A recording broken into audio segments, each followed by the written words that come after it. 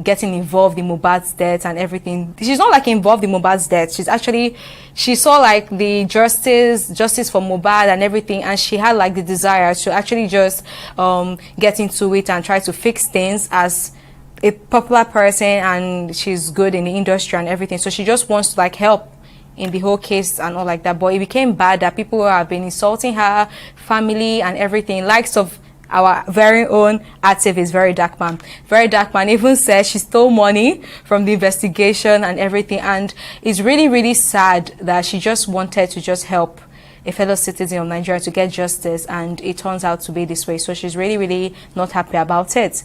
So next on the list we have, we'll be having reactions from social media and fans and everybody saying our very own gospel artist, Nathan Mbase, is being invited to perform in Trump's inaugural prayer breakfast. It's like an annual thing like they do in US. So like before, like they are emerged like a new president, they have this breakfast, prayer breakfast that they normally do, and it's really amazing like seeing our own gospel artist Nathan Mbase, and not just like other artists like Davido, likes of Wizkid and the rest. We have a gospel artist, so everyone is really, really happy and excited that he is performing for Donald Trump in his inaugural prayer breakfast. So that's a really, really good one for us Nigerians. And last on the list, we have our very own Everyone Loves Jennifer, Funke. See, Funke is just a queen. She has proven to everybody that she is the queen, and she is the queen. So now Funke now has officially her movie now is the highest grossing Nollywood movie of all times. Now it has literally recorded 1 billion naira so far. It's the highest. Remember last year she had like another movie called the Tribe of Judah. So after that we have this new movie now, that's Everyone Loves Jennifer, and this is just going everywhere. I personally have watched the movie, and trust me, the movie is good. I think everyone should go and see this movie. If you've not gone, please go. Please don't be behind, definitely. So that's all we have for our latest entertainment news. So now today we went back into the world of Afrobeat adventure. So let's groove together to the rhythm and feel the vibes. We'll be right back.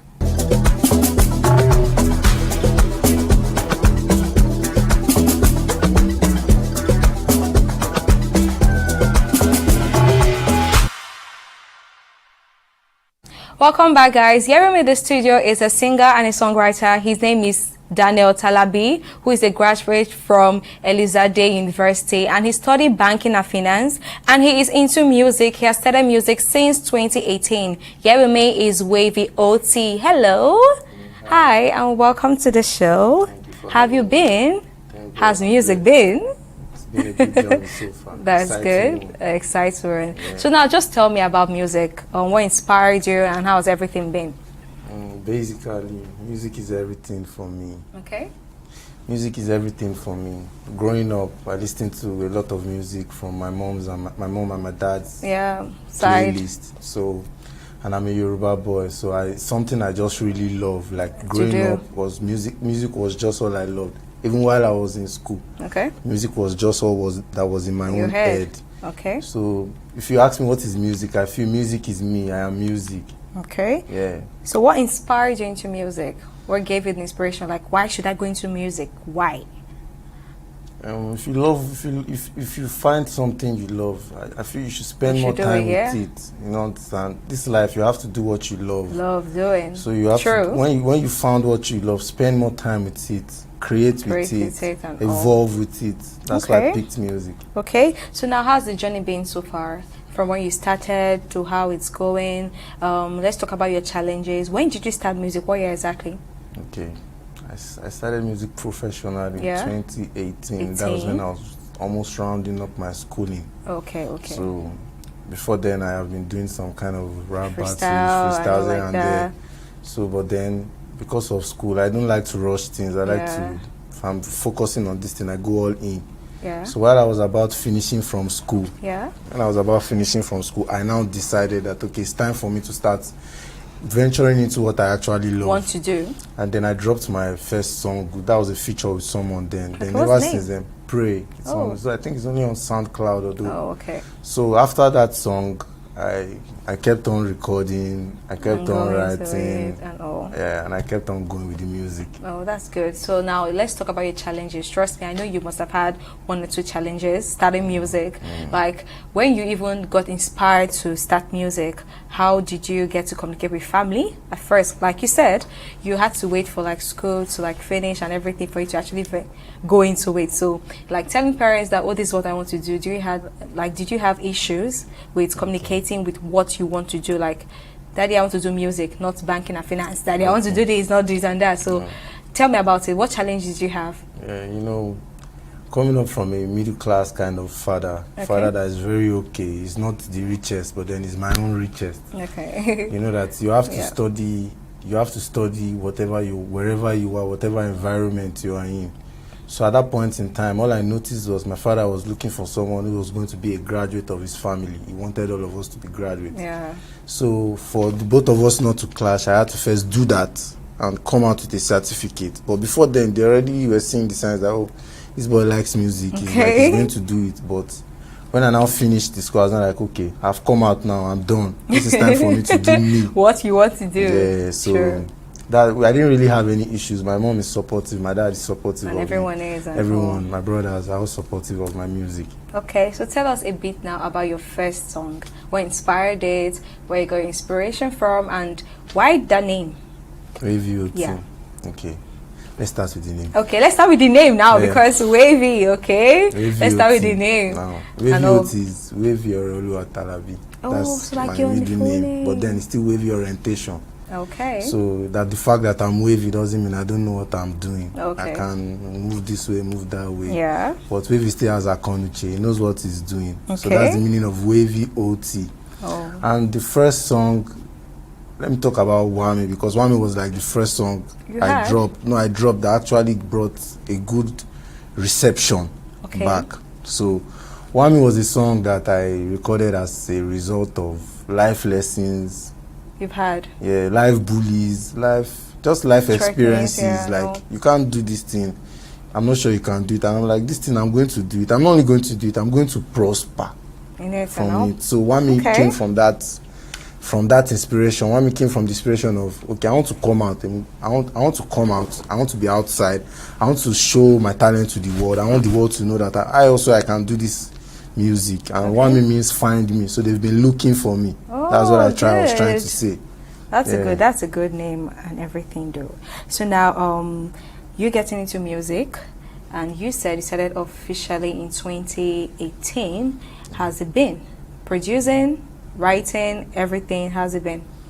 So where do you get you write your songs? Yeah, I write my songs. I create most of my songs by myself. Okay. Yeah. So like production and how has been? It's been exciting. Like I said, if you love what you are doing, you won't see the challenges as something very, very bad. You just see that a stepping stone. It's just a stepping stone, because normally, even in life, there's got to be challenges. Definitely. But then you have to be brave enough to know that this thing I want to do, there's going to be challenges. But me, I did. So now you are Afrobeat. That's your line. So now why that? Is it like maybe you have like someone you look up to, like maybe your GOAT, greatest of all talent, someone like that inspires you to this particular field? Why this? I don't get it. I don't really have any go-to. Okay, so you don't have any favorite? I tap my own knowledge from everybody. Like I said, music is not meant to be discriminated. No matter what the sound is, no matter how it's sounding, you must not discriminate music. Music has its own feel. Okay. Every music has its own type of feeling. You can wake up today and listen to Engineer. I can wake up today and listen to Ebenezer Obey. Wake up tomorrow, listen to Sonny Ade. Yeah. Can wake up next tomorrow and listen to 50 Cent. Wake up the other day and listen to Olamide, listen to Davido, listen to Burna Boy. I have a voice like Burna Boy, yes, but then I won't say that's the only person I listen to. I grab my inspiration from any type of music. Okay. Yeah, any type of music. Okay, so now why Afrobeat? Why is it something you just that's what I want to do, Afrobeat? Why not another kind of music? Why not gospel music? Why not this? Maybe you find yourself in this. What inspires? Is there like any inspiration? No inspiration at all? No, what I'm trying to say, what I want to say is It's not actually Afrobeat. It's called Afrofusion. Okay. So which means I can dive into any type of music. Oh, yeah, good. You can hear me on the trap track tomorrow. I can be on Konto next tomorrow. I can be on iLife. Okay. If Fede calls me for a feature, I'm there. Okay. Any kind of music, don't worry. I'll pull up. I'll do it. Yeah, like you said, the vibes and everything. Yeah. If it's okay, you can pull up to anything. I'll pull up to any type of music. That's why it's fusion. Okay. So now, how will you describe your style of Afrobeat? Will you say it's different from others? What will you call yours? Or what will your journey so far, how will you describe your own kind of music to people? Will it be same like our Davido? No, my music is me. Yeah, sometimes I can come up with popping sounds. Yeah. But my music is me. It's just me telling my own story in my own type of way. And still making it commercially available, commercially impressive for people to listen to. Yeah. I'm speaking my story, but then you can still stand up, move your feet, move your head while you're listening to my story. And you can still resonate with my story. You understand? So my music is my journey, it's my story. Yours. Okay, so it's Wavy OT story. All the way. All the way. Okay, now let's talk about your beats now. How do you get your beats? Do you have like somebody, or you create yourself? Do you like come in inspiration? Okay, I think I want my song to go this way. Do you have someone that provides beats for you? And sometimes I have the way the music has to sound in my head. Yeah. But then sometimes you can get into the studio and the producer will just play you one kind of beat like that, and you enter another realm and start giving them another vibes. Oh, good. So the type of music I do, sometimes, yes, I can tell the producer, yes, this is how it's going to sound. I want it to sound like this is how the beat is going to go, this is how the percussion is going to go. But then sometimes I can just pull up and be like, guy, that beat, leave on. That's makes sense, yeah? Yeah. So most times, even if you have like a particular pattern, but you may just feel into another kind of vibe and you just move. Yeah, like I said, it's wavy. You can't now the name is just replaying and replaying and replaying. You can't hold the sound. You can't catch it. You just leave it. Let him be going. Yeah. Okay, that's good. So like you said, no one inspired you. Because I was about to talk about now like your favorite, who you look up to in the field. Is anyone like you draw like a special inspiration from and anything? So is there anyone you have? I draw special inspiration from Burna Boy. Oh, good. You like his style. Why? Just because of the way he carries himself. He harnesses his bold voice, like he owns his bold voice, good, like he's not ashamed of the fact that's our giant of Africa. So yeah, but then when it comes to the lifestyle, we still have to look at Wizkid. Wizkid is a kind of no, to just comes out. Okay, we have people that actually like Wizkid. I know it's normal. So let's go on a quick break. We'll be right back. Okay. So guys, let's go on a quick break. We'll be right back. Stay with us.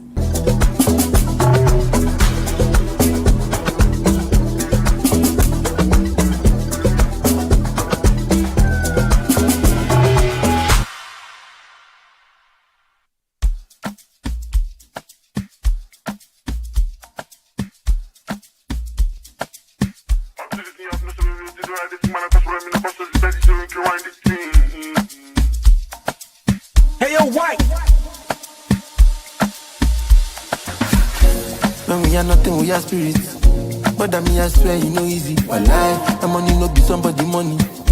Now who getting money be somebody. Wallahi, been a long time on the road. You know fit to doubt my quality. Wallahi, music money has to be my money. Now I'm here also for my money.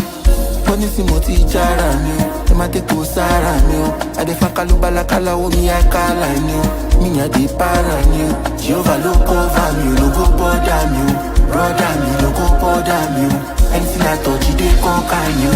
Get on boy, they go worldwide. All eyes on me, yeah. You be like now, you need to see. You be like now, you need to see. Tell me what thing they want it from me. Tell me what thing they want it from me. Just want money, yeah. Jojo mafia, she ain't for me. Jojo mafia, she ain't for me.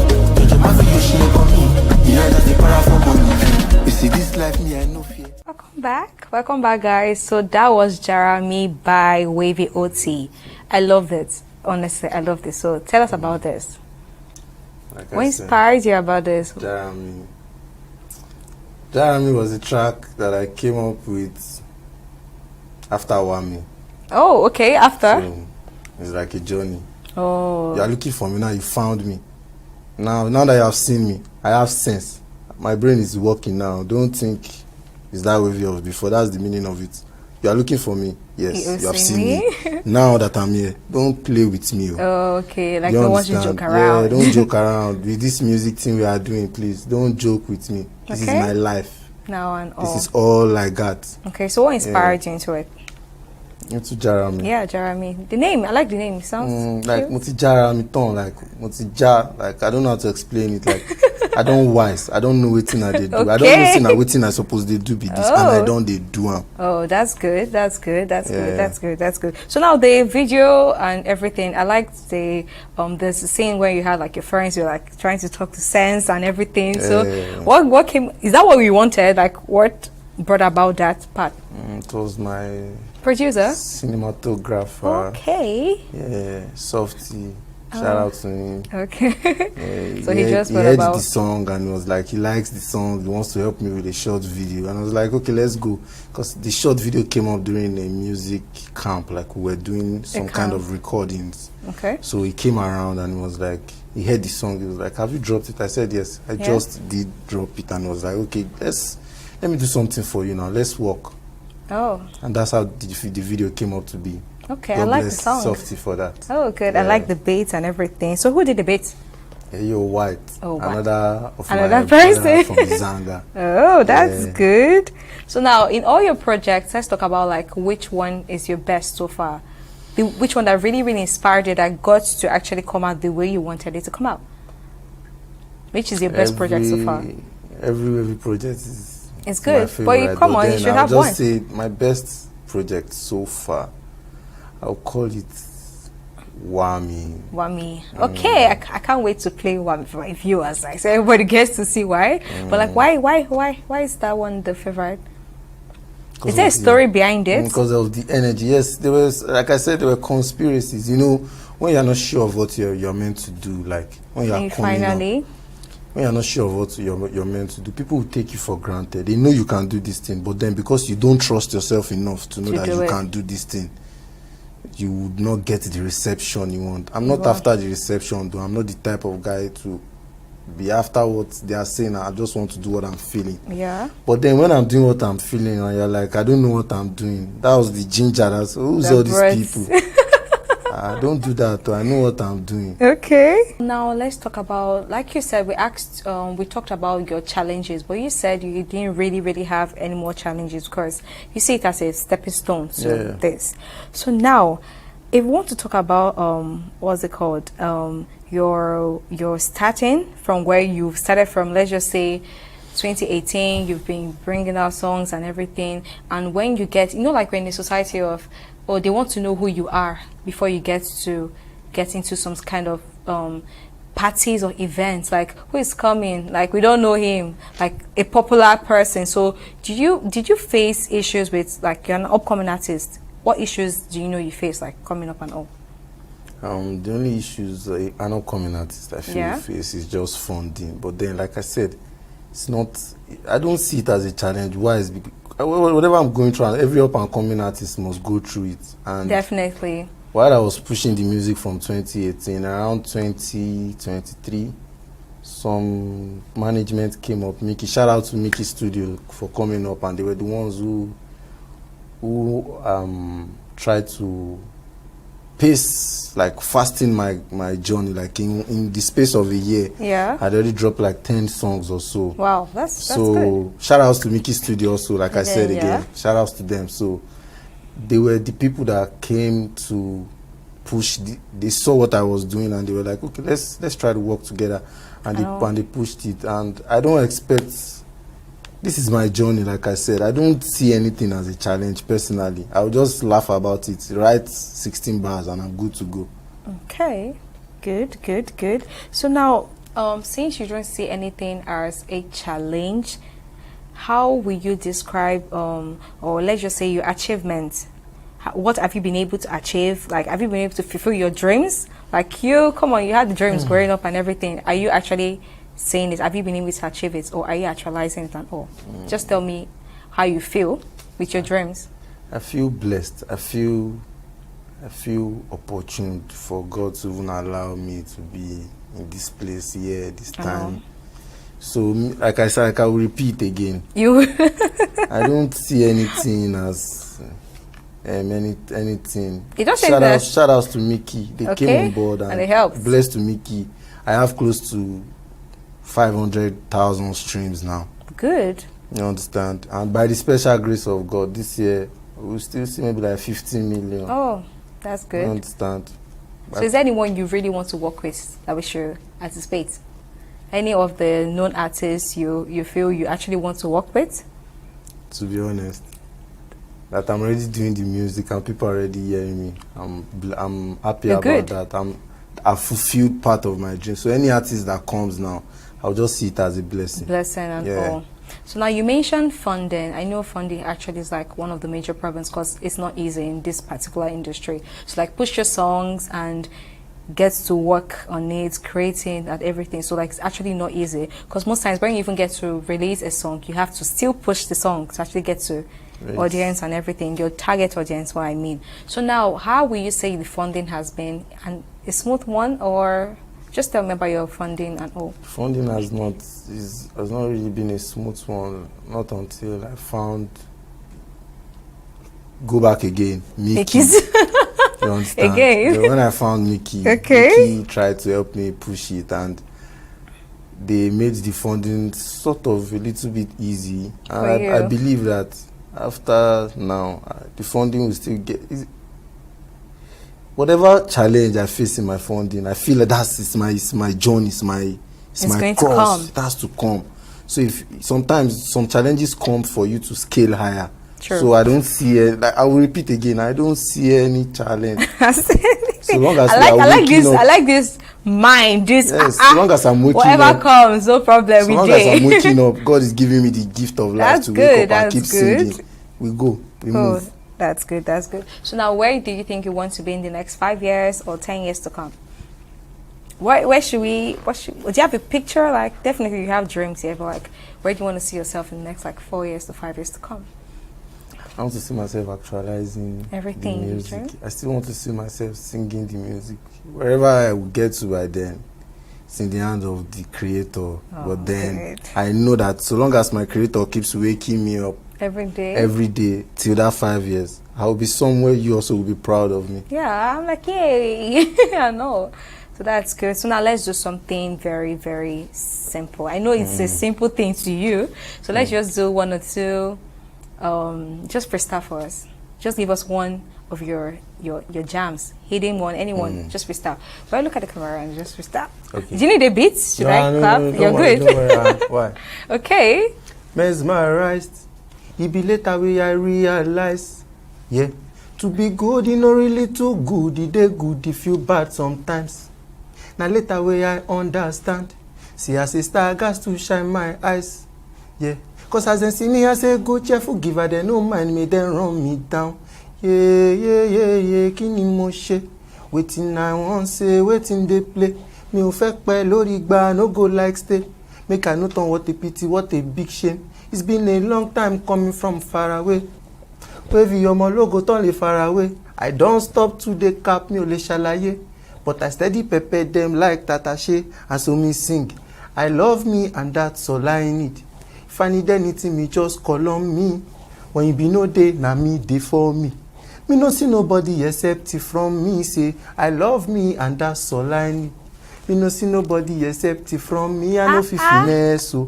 Cause brother man, if I broke, see be my business. Okay, that's good. That's good. That's good. I like the.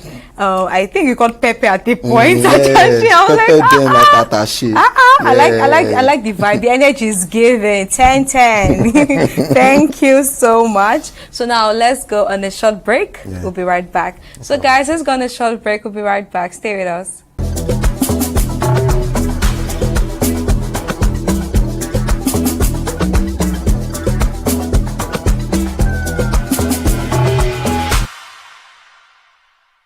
Welcome back, guys. So before we end this game, let's play like before we end this show, let's play like a game of just 60 seconds. I ask me, we have a timer, so like we have to be fast in it. Okay. So your favorite celebrity couple? Good. Good. The most outstanding day of your life? The day I got born, the day I was brought into this world. Okay. Football, basketball? Football. Okay, movies or novels? Movies. Favorite relaxation spot where you like to chill? The studio. Good. Favorite city? Lagos. Favorite indoor sport? Watching movies. Favorite food? Rice. Okay, so mention something on your bucket list you would like to take off. Something you wish you'd like to take off. Upgrade to the next level. Good. So if you were given $10,000 to stay in a well-furnished apartment without anybody and just you and no internet, will you stay? So long as I have my musical instruments, we are good You're to good go. to go, and the money is it. We collect the money with the music.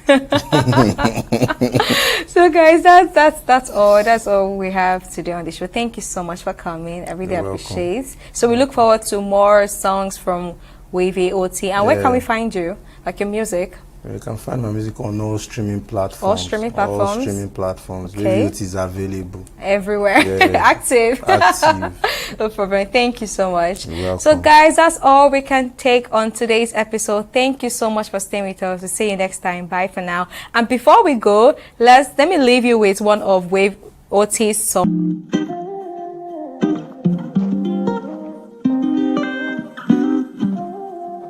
Hey, yo, white.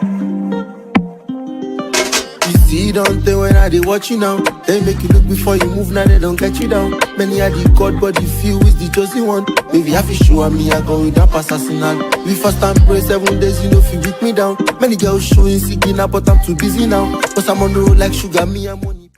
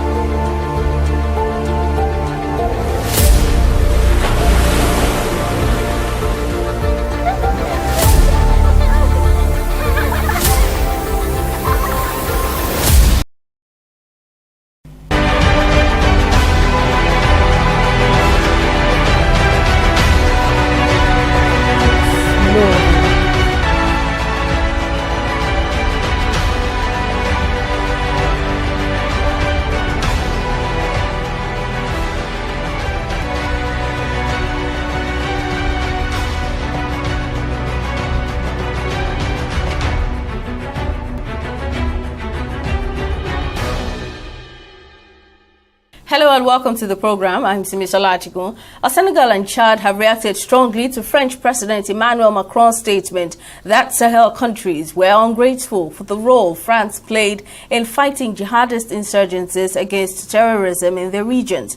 Macron made his comment at an annual ambassadors conference in Paris, where he said Sahel nations beset by civil conflict and violent extremism only remained sovereign because of the deployment of French forces. Macron then accused African leaders of, in quote, forgetting to thank France for preventing their nations from falling under the control of jihadist insurgencies.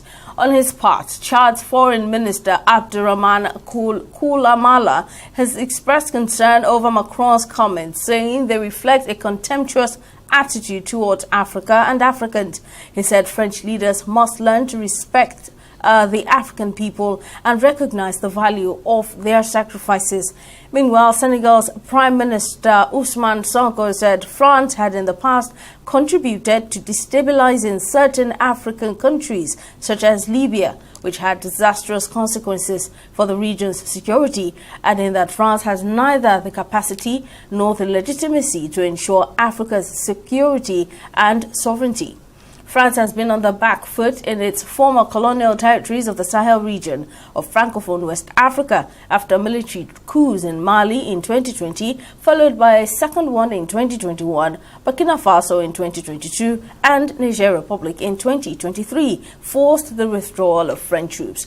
The country is now reconfiguring its military presence in Africa after being driven out of these three Sahelian countries governed by juntas hostile to Paris, Mali, Burkina Faso, and Niger. Senegal and Cote d'Ivoire have also asked France to leave military bases on their territory. Well, to discuss this further, I'm now joined by global affairs analyst and journalist Ekena Emewu. Thank you for joining me on the program, sir. Now, what do you think of Emmanuel Macron's claims that former colonies, that's the Sahel nations, now have not shown gratitude to France for its efforts in the fight against terrorism in their countries? Is there any truth to this statement? Macron is right to the extent that he is a colonizer. He's right to the extent that possibly he doesn't know the history of France and annihilation of fellow human beings in their worlds in the past 500 years. Now, coming to his saying that Africans are not grateful, otherwise they should be saying thank you. He would say that and get away with it because we don't have strong leadership in Africa. If we would try that, otherwise the AU would have taken him to countries A, B, or C. He said the entire Africa. Macron should have explained to Africa the favor he did Africans, for which they should come around and say thank you to him. But he has said it, and it's nice that some countries like Chad and Senegal have decided to reply him. But that response is not enough. It should have been the entire AU responding to France over that gaffe. It is the worst political blunder Africa ever got from anybody after the colonization days. And Emmanuel Macron should be sorry for what he said. That's all I can say for now. Are you then convinced that France actually played a major role in the fight against terrorism within the Sahel region, looking at the state of affairs in those nations? Macron said they've been sending troops since 2013 to the Sahel to fight terrorism. How did terrorism start? What Macron and Paris are doing is what my people say: somebody gets into the forest and pulls down a tree and runs to the road to start screaming, who pulled down that tree? Macron should first of all ask himself in sincerity, who causes terrorism in the Sahel? There are a lot of pointers that France causes terrorism in Sahel Africa. France ceded to itself the right to mine and extract mineral resources of Sahel Africa. They don't have the right, as independent countries so-called, to give the contract to any company outside the approval of France. And those companies must be French companies to mine and extract mineral resources in the Sahel. That is why France has the largest gold reserve in the whole world. But France has no gold, no dot of gold, no molecule or atom of gold inside its soil or in its country. So France's attempt to keep dominating African resources is what makes them incite crisis in Francophone African countries. They will tell you that they are helping you to bring in people who quell the crisis. But has the crisis been quelled all this while? No way. It can't stop, because the people that instigate the crisis are the people who tell you that they try to stop the crisis. When Burkina Faso, Senegal, Mali, Niger, Chad are at war, France takes the benefit. Now, it started in 1958 in one of the instances. The government of Guinea floated its own currency, national currency, to be launched in 1960. A little after that currency was announced, there was a coup in Guinea, and the president was killed. It was instigated by France, because today, as we speak, none of these countries under the tutelage of France operates a central bank. The central bank is the Central Bank of Paris. They don't have any foreign reserve, and they are in the Central Bank of Paris. France has taken more than enough from Africa. I remind you of the statement of a certain Didier Breton, who used to be the economy minister of France, who talked so condescendingly on Africa that they will make sure one of the heads of the pushists, that is the coup plotters, falls, so that it will put fear in African countries trying the economic comfort and security of France. He pointed at Macron. He said, it is the stupidity, I'm quoting Breton, that it is the stupidity of Macron that opened the eyes of stupid Africans to know that France depends on them for survival. Now, if we today, those people you are helping, they decide they don't need your help anymore, should that cause a war? Should that cause an insult? Kindly go back to your country and use the resources you say you spend on them to help yourself. Since you know that without you, there'll be no sovereign in the Sahel and possibly in Africa, because you are the breath in their nostrils that keep them alive. Please take your breath away and watch them die so that you come over and take everything. That is the way to go. France should be ashamed of colonization in 2024. There's a place called New Caledonia. It is still under the colonization of France. In fact, in the Atlantic Ocean, there are 7 island locations in the Atlantic Ocean still being colonized by France. There are 3 in the Pacific Ocean still colonized by France. That of New Caledonia is exceptional. They agreed to pull free. They held a referendum in 2018, referendum in 2019. They were to hold the 3rd one and finally decide, because the margin increased. Those who said they are voting for independence moved from 43% to 46.7% between 2018 and 2019. When they were to hold out of 2020, they envisaged that the number who will vote to pull out from France's colonization will be larger. France deliberately fixed the referendum during the COVID lockdown so that the people saying no will not come out to vote.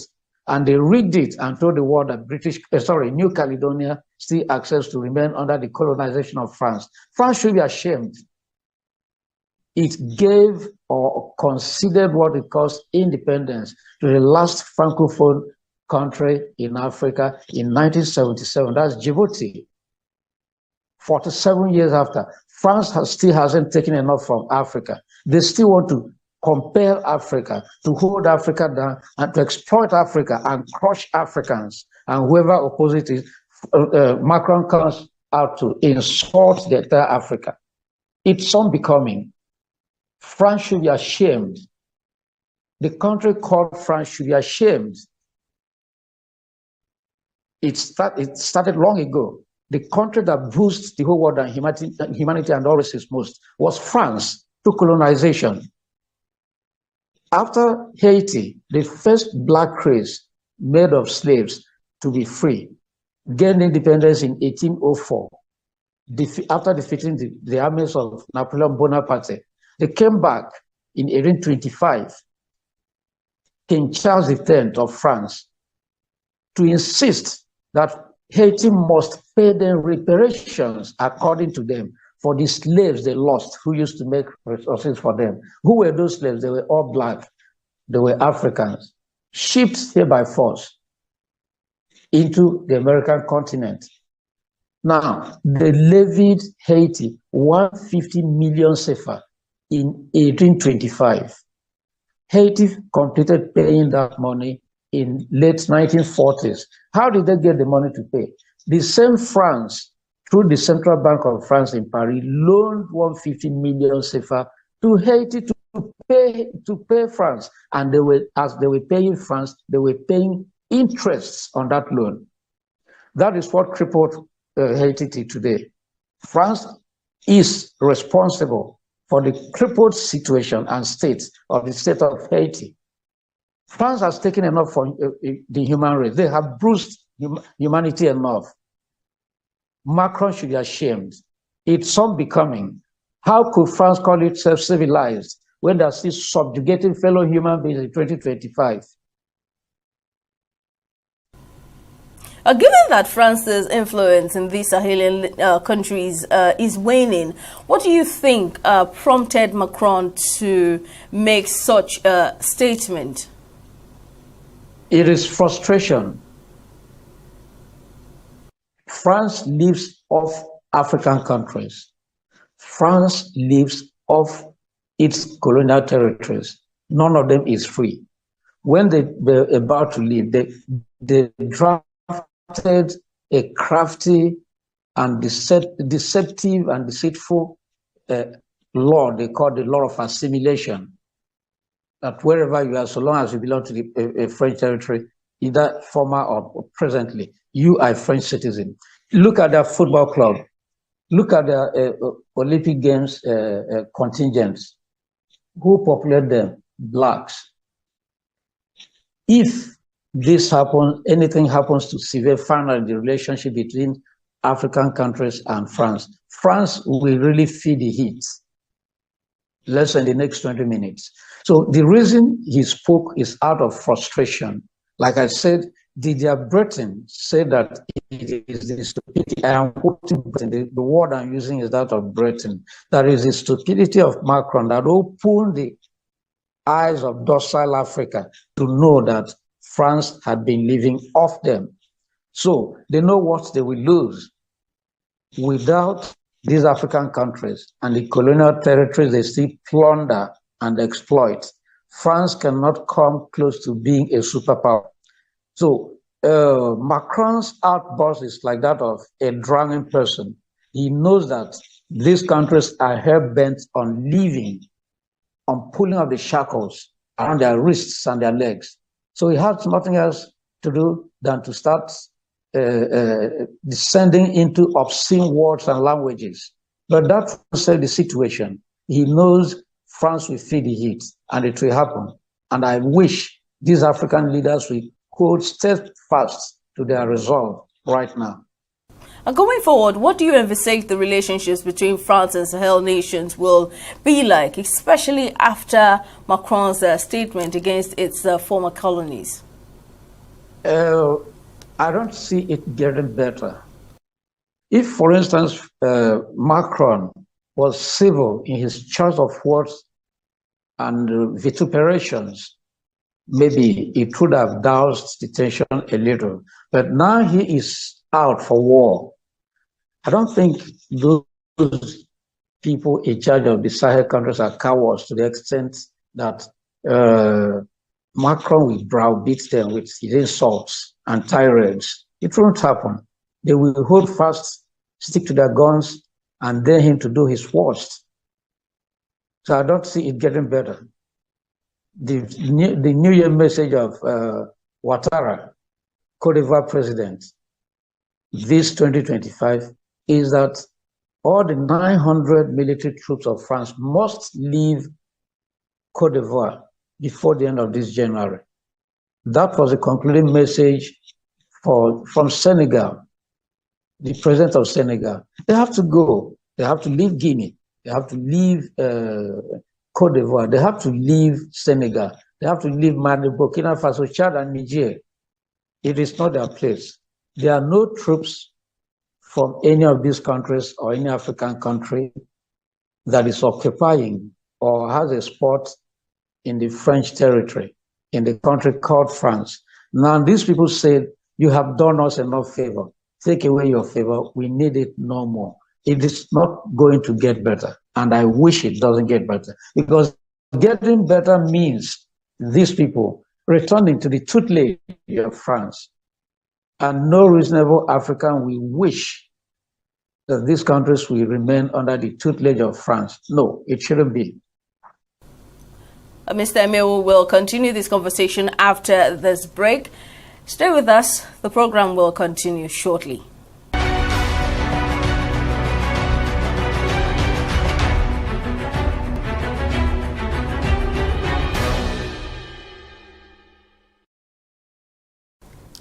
Welcome back. Let's continue the conversation on the recent spat between France and its former colonies in Africa. Mr. Emewo, a global affairs analyst and journalist, is still my guest on the program. Thank you for staying with us. Now, over time, the gradual decline of France's influence in the Sahel region has been shrouded in allegations of neocolonialism and exploitative ties. How credible do you think these claims are? Remember that there was a kingdom called Timbuktu. The Empire of Mali, and a city called Timbuktu. What was that kingdom known for? Gold. And that is Mali. The Malian Empire had gold more than any place in the world. The gold is still there. I told you earlier that France has the largest gold reserve in their central bank, but they don't have any gold deposits in the land, not a single thing. I told you earlier that these countries don't operate, they don't have currencies.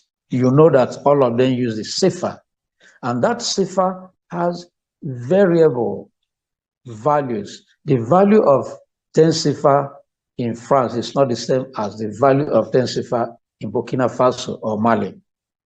So these variations are exploitations. Now, somebody manages your resources, mines your mineral resources, and tells you don't have a right to cede this money to some other person.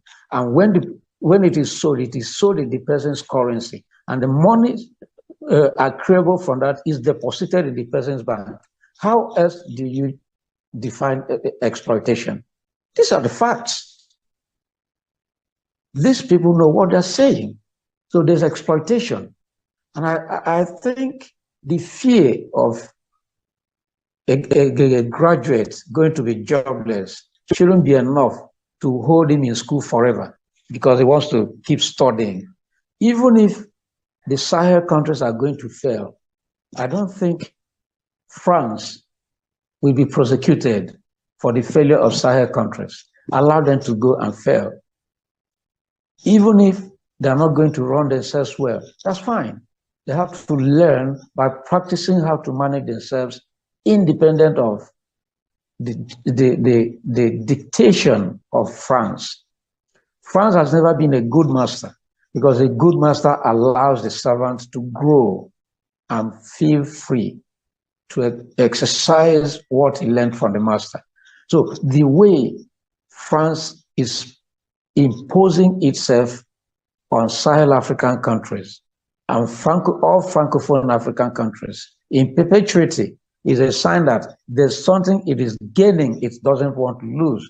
And all these people are not so stupid and dumb not to know that they are being exploited. So there's a fact in the claim of exploitation by France on African countries.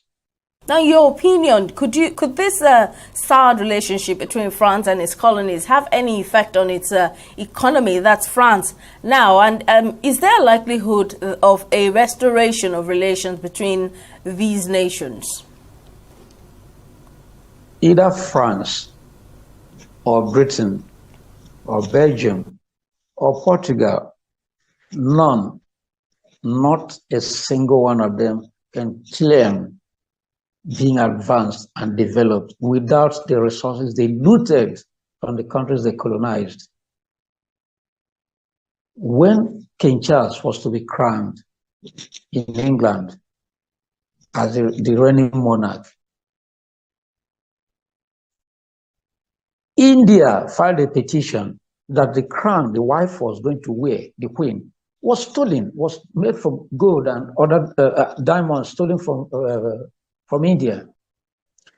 Another claim came up that King Albert stole gold, I think in 1901, from the mines of South Africa.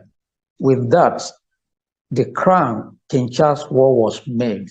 They were all filing claims that they need these resources returned to them. You know the artifacts, the artworks looted from here. The Louvre, France's largest museum, is furnished like 80% with looted artifacts from the countries of the world. So France cannot claim advancement without what they stole from other countries. France's case is what my people say, that by the time you remove all the strands from a clothing, the person wearing it will stand naked. By the time you remove all those things taken from other countries of the world, France will have nothing left. And the fear is that if the victim starts to lay claims to what you took from him or how you victimized her, after the first claims succeeds, he comes for another one, she comes for another one, she comes for another one. That's the fear of France, that if these people start now to lay claims on what we have done to them, it's guilty conscience. They're already afraid that these people will keep coming back until all the strands that make up a clothing are removed. And the person wearing the clothing will stand naked, stripped. So, but if repercussions, if nemesis catches up with people and countries and societies, a day of reckoning will soon come for France. Now, following the exit of France troops from their nations, the junta-led government in Niger Republic, Mali and Burkina Faso have been seen to move closer to Russia. How do you think that this will pan out eventually? It may happen, it may not happen.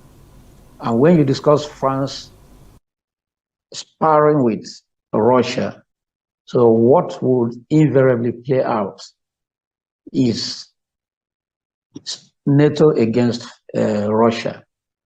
Remember, there's already a simmering crisis between NATO partly and Russia in Ukraine. So it may happen if France thinks that it can never leave the Sahel Africa alone. Yes, they have the rights to make new friends. They have the right to ditch old friends. Just like France, while exploiting the Sahel Africa, still made friends and created the NATO. NATO didn't exist from the beginning. They have the Paris Club, they have the G7, they all belong there. So they have been creating friendships around themselves. Therefore, the Sahel countries also have the right to create friendships around themselves. But what I would rather say, if it results into Cold War, fine. But I don't think Africa should be much stake to them. Now, since they believe Africa is nothing, so there be no need for Cold War. He can do without the friendship of Sahel Africa. France can still carry on. So no need they're going to war. But I will only caution the Sahel countries, much as you want to drop France, or you have decided to stand on your feet, let me not call it dropping France, much as you have decided to stand on your feet, be sure to stand on your feet. Don't go to make Russia one of your two legs. You can befriend Russia, but be careful about that, because you never can say. There's need for caution. Make sure you take some mileage on your own before you start looking for appendages and people you can lean on. But you know the way international politics goes, whoever is your friend becomes my friend because you're my friend. If you're my enemy, whoever is your enemy becomes my friend too, so that we team up to fight you. So naturally, France may take offense, and if they do, they might target Russia. If they do target Russia, NATO will align with France to go for Russia and to make sure that Russia doesn't save these African countries. I think somebody said it in the US Congress, that they cannot fold their hands and watch Africa, the source of their resources, pull free, and therefore making their own children to suffer in the future. Yes, it was a viral video, and the person was addressing the Congress when he said that. So this is when we will know if they are right to say that Africa is inconsequential, or there's a benefit they get from Africa they wouldn't want to lose. But international alignments are very fluid. They are very, very fluid. Nobody knows what the circumstances of alignments and realignments can throw up and make the weaker sides of the chain, or the weaker links of the chain, stronger, and the stronger sides weak. So we are watching the game play out. Yeah, when a new power structure or power game is unfolding at the global stage, reasonable actors sit back and watch it before saying something. Remember that Niger ousted American military base. So everybody is watching. Not yet time to start talking until the alignments are formed at the background before you start hearing reactions. So it's too early for the whole world to jump on the bandwagon and start just vocalizing things. Mr. Ikenna Emewu, a journalist and global affairs analyst. Thank you very much for speaking to us on this. That's all we have on this episode of the program. We'll see you again next time. Bye for now.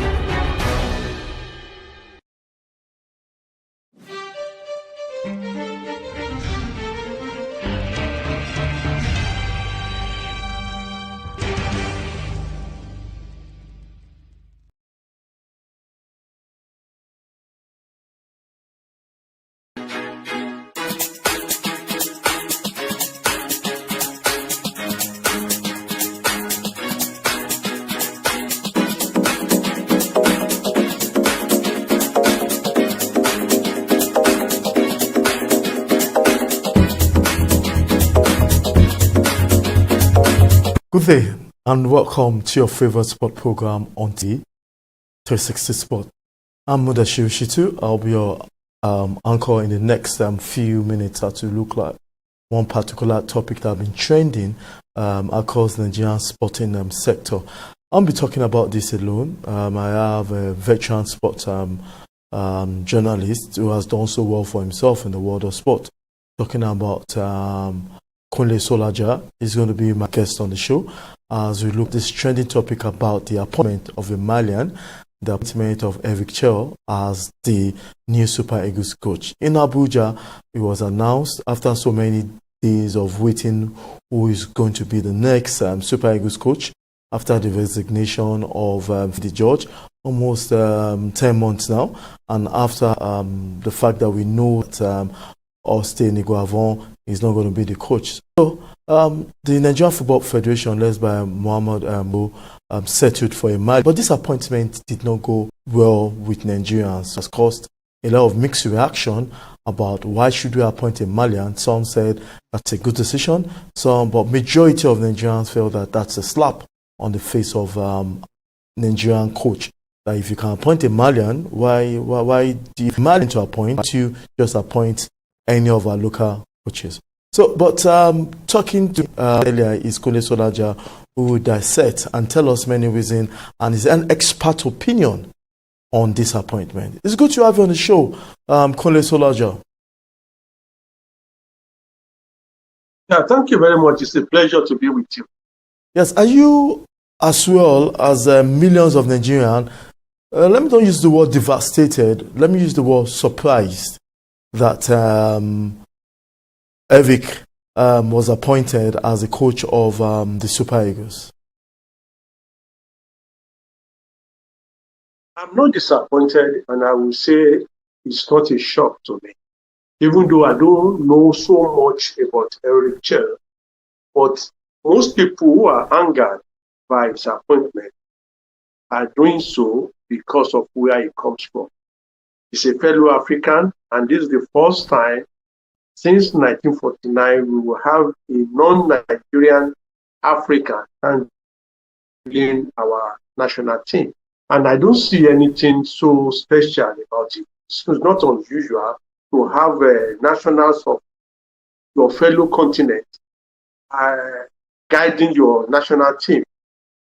We've had Nigerians before who handled the national teams of other countries. Christian Chukwu has handled Kenya before. Stephen Keshi had handled Togo and even handled the same Mali we are complaining about now.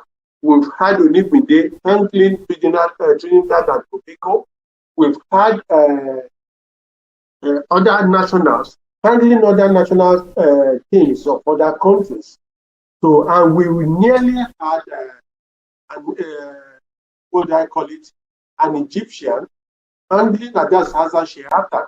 He was one of the lead applicants when we were going to the World Cup in 2010. If he had been appointed, an Egyptian would have been leading our national team. So personally, I don't see anything wrong. People are just looking at it from the point of parochialism. You can ask yourself, a country like England, which is one of the most highly regarded football nations of the world, and very, very conservative. You know how the Englishman is so conservative about whatever that is in England. More so that up till now, they are pulled out of EU. They don't spend, they still hold on generationally to their pounds. They won't spend euro. But when it comes to football, they open up their mind. For the third time in less than 20 years, they are having a foreigner as their national team coach. They've had Ericsson, they've had Fabio Capello, and now they are having Thomas Tuchel, a German. So if England can go for foreign coach from the same continent, why can't Nigeria do the same? Up till last year, Brazil, one of the lead football brands of the world, was still itching to get the Italian coach of Real Madrid to be their own national coach. So we cannot say because somebody comes from Mali, he cannot be our national coach. And besides, this same man led his team to beat the Nigerian national team 2-0 last year. So which means he has all it takes to be a national coach. We should not just pigeonhole him because of where he comes from. That's my take. Yeah, well said. And do you think this set of Nigerians who believe that Nigeria is a powerhouse in Africa, yeah, especially when it comes to football, and records and history has shown that when it comes to football in Africa, that we are one of the powerhouse and one of the biggest export of football talent to Europe and to the rest of the world. Don't you think they are a bit justified to think a Malian who perhaps, quote and unquote, according to his profile, does not have that pedigree, sort of, that is not different from the fellow Nigerians? It's not as if Eric pedigree or his profile is bigger than all, some other African, some Nigerians coach. Don't you think that it's a bit justified for them to think that Nigerians don't deserve, if you are complaining of we don't want Pasero or Ghana Joy, why then being a Malian? Maybe I will for which Nigeria today can lead the Super Eagles. That's one. Two, no country has won the World Cup more than Brazil. If Brazil can be handling for Carlos Ancelotti, a European, and even beg, they are not just even asking him to come, they were putting pressure on him, and the man has consistently said he was, he was comfortable with handling Real Madrid. So why should Nigerians think a Nigerian must be the one? What is the level of domestic football in Nigeria? Look at the statistics there. How many Nigerian clubs have won any continental competition in the past 22 years? None. How many times have any Nigerian club been able to perform anything meaningful? These clubs are being handled by Nigerian coaches. How many of such clubs have performed wonders in the continent? How many times have we qualified for CHAN? These are indices you can use to weigh the relative strength of the Nigerian coach and Nigerian football. If Nigerian coaches are handling Nigerian clubs and they don't perform well in the continent,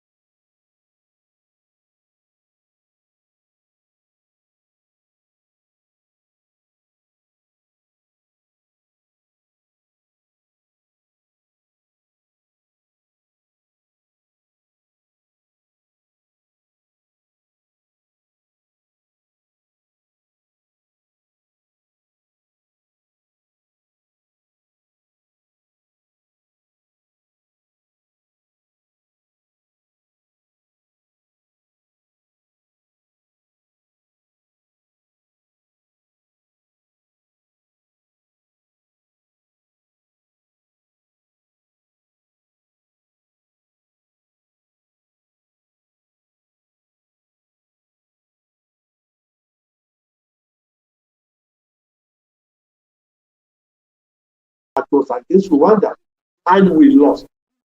So he has to just do that, and that has put pressure on him, because that match will define whether he was qualified in the first instance to have been given the job or not. Because if we drop points, I'm not saying don't win. If we drop points, because a draw in that match is likely to spell more difficulties for Nigerian national team to qualify. He is just compelled to win that match. And I'm happy for the statements he made yesterday when he was being unveiled, that football is about scoring goals, even though he was a central defender as a footballer. But he believed that is an apostle of attacking football. And that attacking he did in defeating the Super Eagles led by Benito last year in Morocco. So I believe that if it's attack oriented, and which means we must score goals, because lack of goal scoring has been the albatross that Super Eagles have been carrying. Apart from, especially under Pesero, apart from the 9-0 defeat against one of the lowest ranked team in the world, we never had any match other than 2-0 defeat of Cameroon at AFCON last year. We never had any other match in which we have a 2-goal margin, which means goal scoring has been the major problem of our national team, despite Nigeria boasting of some of the best strikers across different leagues in Europe. We talk of Osimhen, we talk of Boniface, we talk of Lukman, Ademola, and also Noah. Yet, we cannot put the combination of those things into a goal-scoring machine. If Chair has identified that as a major problem, and that is what he wants to make us to score goals, why not? So we wait for him to deliver. Well said, Kole. Well, let's look at this, because a lot of people know that while we all started, especially a lot of people know that we have identification of a football style, and then it's just football about goal scoring and defending. Don't you think that Nigerians might not have that long and sought after football style or identity that we've always had in the past? Since football, according to his philosophy, though we know that football is about goal scoring and defending, but don't you think Nigerians, we also want us to be identified with a style of play like we do in the days of Westerhouse from the flanks, and we go straight to the goalpost, and they still go score goals, and they still defend well? Don't you think that statement might be with that kind of identity of tradition we've always known to have? Well, everything zeroes down to the Nigerian Football Federation. It is not in our culture here or character to reveal the content of a contract signed with a coach or the modus operandi of that contract. First and foremost, I suppose Eric Chair will be domiciled in Nigeria. That's the first yardstick to giving a team a character. Then, just like you said, in the era where Nigerian football was glorified, the era of Clemens Westerhoff, the era of Father Tico, those coaches were domiciled in Nigeria. And I remember last year, I had an encounter with Clemens Westerhoff, his house in Holland. And one of the first things he said was that living in Nigeria gave him the opportunity to shape a team into character, even though most of his players were playing in different leagues of Europe. But it gave him the opportunity to raise a domestic national team here. That is just discovering stars and raising them and nurturing them into stardom. He said what he wanted to do there was that for every position in the starting 11, he must have a substitute in the domestic play. That in case anything happens abroad, at least he has something to fall back And that can only happen if the coach is domiciled in Nigeria and watches Nigerian and also have his own style. Because the essence of paying so much for a coach, like I guess there are speculations that Chel will be earning as high as $50,000. The essence of that is for him to also employ some scouts for himself who will look for star players for him in the domestic that can be nurtured into stardom and become useful for our national team. So the only way we can have that character if NFL compels the new coach to be domiciled in Nigeria. Before we won't always be having absentee coaches. We know that Kenneth Roy most of the time will saunter in the same time the players called upon are coming in to assemble for a match. Same thing with Pesero. So that era must end. And when you have a coach that is not domiciled here, that coach is doing double job. As he's earning salary here, as an absentee coach here, he's doing some other businesses in Europe where he's staying. Yeah, so, and that means he's not really fully committed to us. But if he's here, he must attend our matches. He must watch our league matches.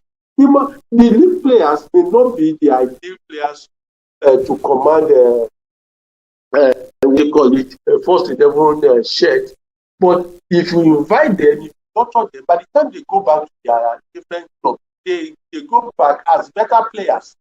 And if we have 3, 4, 5 clubs who supply players to the national team, and that means indirectly you are also improving on our domestic team. Okay. And that way, our domestic football will also grow. And that's so it becomes a win-win situation. But this thing can only happen if the NFF, the employers or the supposedly employer of the new coach, speak to their gun and say you must be domiciled here. Yeah, provide a house for him, not stay in an hotel, and give him the empowerment to instill discipline, because building a good team starts with discipline. Yes, sir. And you need to speak with Westerhoff and or any of the players who featured under him, and he will tell you about discipline. So, Colonel, because of our time, don't need a situation. Well said. We go on a quick break. We still have you with us, and when we come back, there's still more to talk about on the appointment of Eric Chell as the new Super Eagles coach. That's Kunle Solaja. We go on this quick break, and when we come back, we still have him to really dissect some of the remaining issues concerning the appointment of the Malian.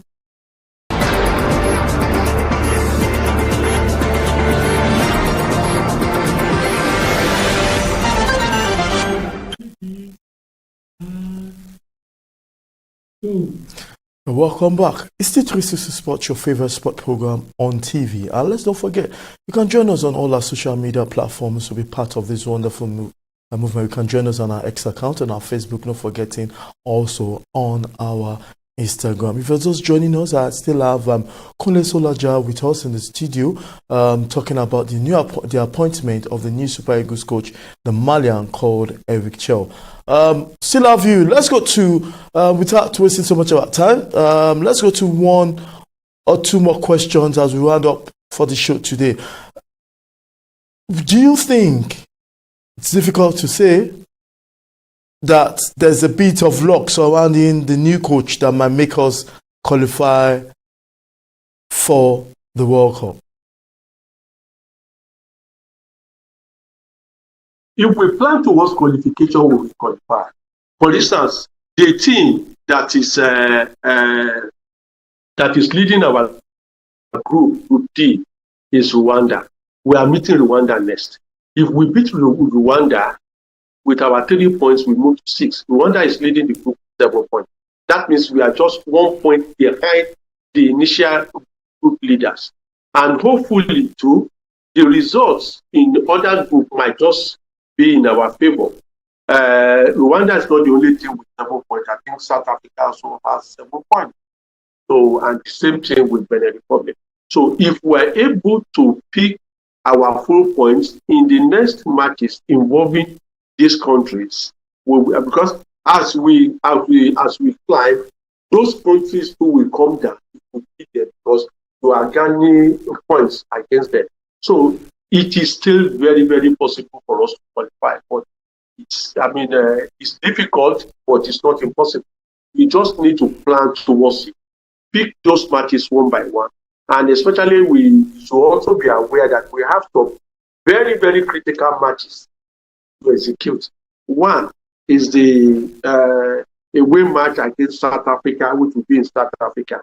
Two is the away match against Lesotho, which will be in South Africa. So, which means we are going to South Africa 2 times in the next 6 matches we have. We are facing South Africa. We are going to South Africa 2 times, and we know that whatever the situation, there will be hostility against us. Okay. Yeah. So the players have to be conditioned towards that. It's not going to be a bed of roses for you when you meet South Africa in South Africa or when you meet Lesotho in South Africa. Okay. And then again, we have a home match against Benin here. So we should be able to pick that home match against Benin here. We have a home match against Zimbabwe here. We should be able to pick that home match against Zimbabwe here. Okay. We have another home match against Rwanda. It should be, if you are able to pick those matches, qualification puzzle would be solved for us. Okay. It has to do with understanding the logistics and the team commitment. How we're able to get to where we want to be. Okay, also, let me say this. I don't know actually this. Let me see whether you also either about the fact that Osinwa Guavon will probably be his assistant, and also saw a picture of him with his crew coming together. Actually, can we verify whether Austin Guavon will be his assistant coach or he has his own technical crew? You hear anything similar as we round up the show? Well, according to what they said yesterday at the survey, Eric Schell is coming with 3 assistants. I guess one Tunisian and another one, a Frenchman, who would be goalkeeper trainer. And at the same time, the NFF also said that the current crew will also be integrated, which means Daniel Ogumodede and Delis Ilichuk, they might find role for them. But I have my fears they will just play second fiddle here because that has been the normal practice. Even in the days of Western Hall, you know the number of Nigerian assistants that were given to him. And in the end, most of them complained that they were just turned to mere boys during training session. At first, it was Sebastian Bodrick. Later, it was Christian Chukwu. Then another one, this man from Plateau State. I've forgotten his name now. So in most cases, those people will just play the second fiddle to the assistance that the man is bringing. Okay. Because the man already has his own team he works with. And what the Nigerian coaches can do is that they may just take that as another training session for themselves, trying to grab some training skills and be able to be the ones to take over when the man eventually leaves. Okay. And like I've said earlier on, it depends on the kind of contract he signed with the NFF or the way the NFF is related to him. The NFF can make it. Since he's been employed as a technical advisor, he should also be able to back technical ability to Nigerian coaches here in Nigeria. Yeah. Kule Solaja, last question, and I want you to help us in a few minutes as time is no longer a companion. 2 years contract, 2027. Is that a good one, or what should we be expecting in a nutshell as time has left us behind?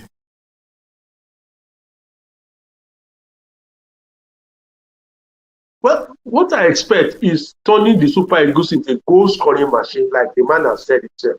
So that's one thing we will hold, at least in our assessment of him. He said football is about goal-scoring, and it's going to turn the Super Eagles into a goal-scoring machine. We wait for that to unfold, and we eagerly expect that to happen, because it is in our own collective interest that the Super Eagles begin to score goals with reckless abandon. Yeah, thank you very much, Kule Solaja. Thank you for your time. You are welcome. Yes, you've been talking with Kule Solaja on the new Super Eagles coach, Eric Chell, who is a Malian. He was unveiled in Abuja after so many days of looking at who is going to replace Finidi George. But we have this man, and we hope that the next 2 years, Nigeria will probably qualify for the World Cup. And like Kule said, most Nigerians want to believe that Nigeria will be a football goal-scoring Super Eagles side. And that's all on today's program. I am Mudashiv Shitu. Same time next week, we'll be giving you all what you need to know in the world of sport. But don't forget to join us on all our social media platforms where the conversation never ends. And keep watching 360 Sports. Bye for now.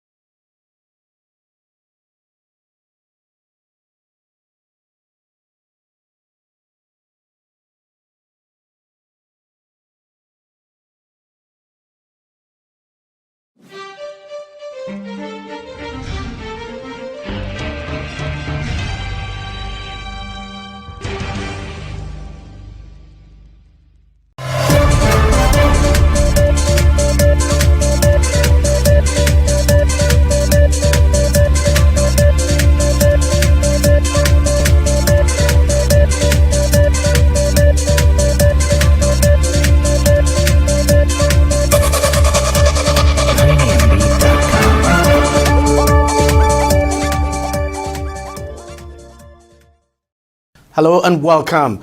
Now, despite reported successes in combating terrorism within its borders, Nigeria's military has witnessed a decline in the latest global military rankings, dropping 3 places. According to the 2024 Global Firepower Report, Nigeria's armed forces are now ranked 39th out of 145 countries, down from 36th in 2003 and 35th in 2022, I should say. That's 2023, 36th, and 2022, of course, 35th. Nigeria also slipped from 3rd to 4th place in Africa as Egypt retained its position as the continent's strongest military, followed by Algeria and South Africa. Nigeria is at the bottom of the radar now in terms of helicopter carrier fleet strength by country, tanker fleet strength by country, destroyer fleet strength by country, naval covert fleet strength by country, submarine fleet strength, and reserve military strength. According to the report, over 60 factors were considered to determine the rankings, including military units, financial standing, logistical capabilities, and geography. Meanwhile, Egypt retained its position as Africa's strongest military, followed by Algeria and South Africa. I did say that before. Now, globally, the United States retained the top spot for the 18th consecutive year. Other global powers such as Russia, China, India, and South Korea rounded out the top 5. Now, on the positive side, Nigeria performed well in total available manpower, population fit for service, and paramilitary strength. The report follows news of the attack on an army base in Sabongida, Damboa in Borno State, that's northeast Nigeria, which resulted in the death of 6 soldiers. Now, commiserating with the military over the loss, President Tinubu has directed authorities to further probe the unfortunate incident and ensure that it serves as a valuable lesson to prevent similar occurrences. Now, there's been a number of attacks by Boko Haram and ISWAP in recent times in the northeast of the country, leading to fears that the insurgent groups may be on some kind of resurgence. To discuss this further, I'm now being joined on the program by retired Air Vice Marshal Adesonya Olatukumbo, who is a former spokesperson of the Nigerian Air Force. He joins us from Abuja. Thank you very much, Air Vice Marshal, for joining us on the program. Before we talk about the global ranking now, let's talk about some of the recent attacks we have seen, like the attack on that the military base we saw in Damboa, leading to the killing of 6 soldiers. We've seen other attacks. The other day we saw an attack now on the base of the civilian JTF and all of that. Is this some kind of resurgence of Boko Haram and ISWAP? Because for a long time now, they had not been able to carry out attacks of this nature. Okay, let me start by thanking you for inviting me to this program today. The attacks are very unfortunate and certainly not what any well-meaning Nigerian desires. Like you rightly said, for some time there has been some quiet, and that's indicative apparently of the so much damage that the military, the Nigerian military that is, has been able to bring to bear on the insurgents. And clearly what we are seeing is an attempt by the insurgents to, in a way, demonstrate their relevance. Clearly, I want to believe that it's not impossible that because it's been quiet, that the Nigerian military too had been somewhat maybe relaxed, and I think the insurgents also took advantage of this to try to bring upon them surprise attacks. But it's also gladdening to note that despite the surprise nature, that the Nigerian military was able to really come up immediately, and they were able to foil the attack, as we've been told. Now, let's also talk about, not quite long ago, just recently, your state governor, Seyi Makinde, raised an alarm of terrorists from the north of the country, whether northeast or northwest now, coming over to the west, especially your state. And, of course, there had been a Security Council meeting, and the security agencies promising to fortify the borders and ensure that these terrorists do not gain ground at all in your state or anywhere in the southwest of the country. But tell me, how serious is that alarm raised by the governor, and why should we be concerned? Well, every security report should not be taken lightly, because everything sometimes starts small and more often than not eventually grows bigger than one expects. But clearly, I want to believe that whatsoever is happening in the northwest and the northeast at this point might be difficult to replicate in the southwest. Why did you say so? Okay. More often than not, focus is on the kinetic aspect of the operations, and which is why more often than not what we've been doing is trying to bear upon the terrorists our military might.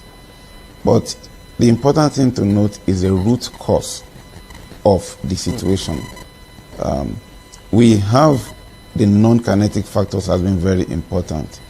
Issues of illiteracy, poor health care, poverty, unemployment, and even in some cases some cultural beliefs, as well as ungoverned spaces.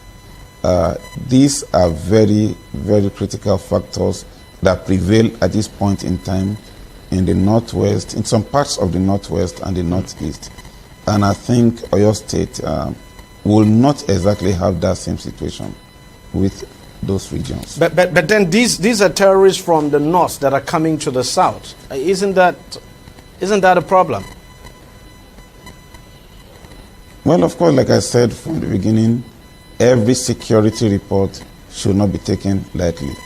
And yes, there might be reports that they are coming, but I believe that our armed forces and other security agencies are well able to stop them in their tracks. Do you think, I mean, considering the geography of the south and the southwest in particular, do you think these terrorists would find it very easy to operate in this kind of environment, an environment that they are not so very much used to? Or that they may have collaborators on ground? Well, the nature of insurgency is such that they will always have collaborators in form of civilian informants and the rest, which is why all hands must be on deck to ensure that they are not able to grow into any formidable force. But I think our geography in the southwestern part of Nigeria is more of an advantage in this case, and I think it will be disadvantageous to the insurgents and the terrorists to operate within the areas of Oyo State. Why did you say so? What exactly would be the disadvantage for them? You know, if you check down in the southwest, and if you also compare with the northeast and the northwest, the geographies are quite different. Then we also have a situation where we have the borders.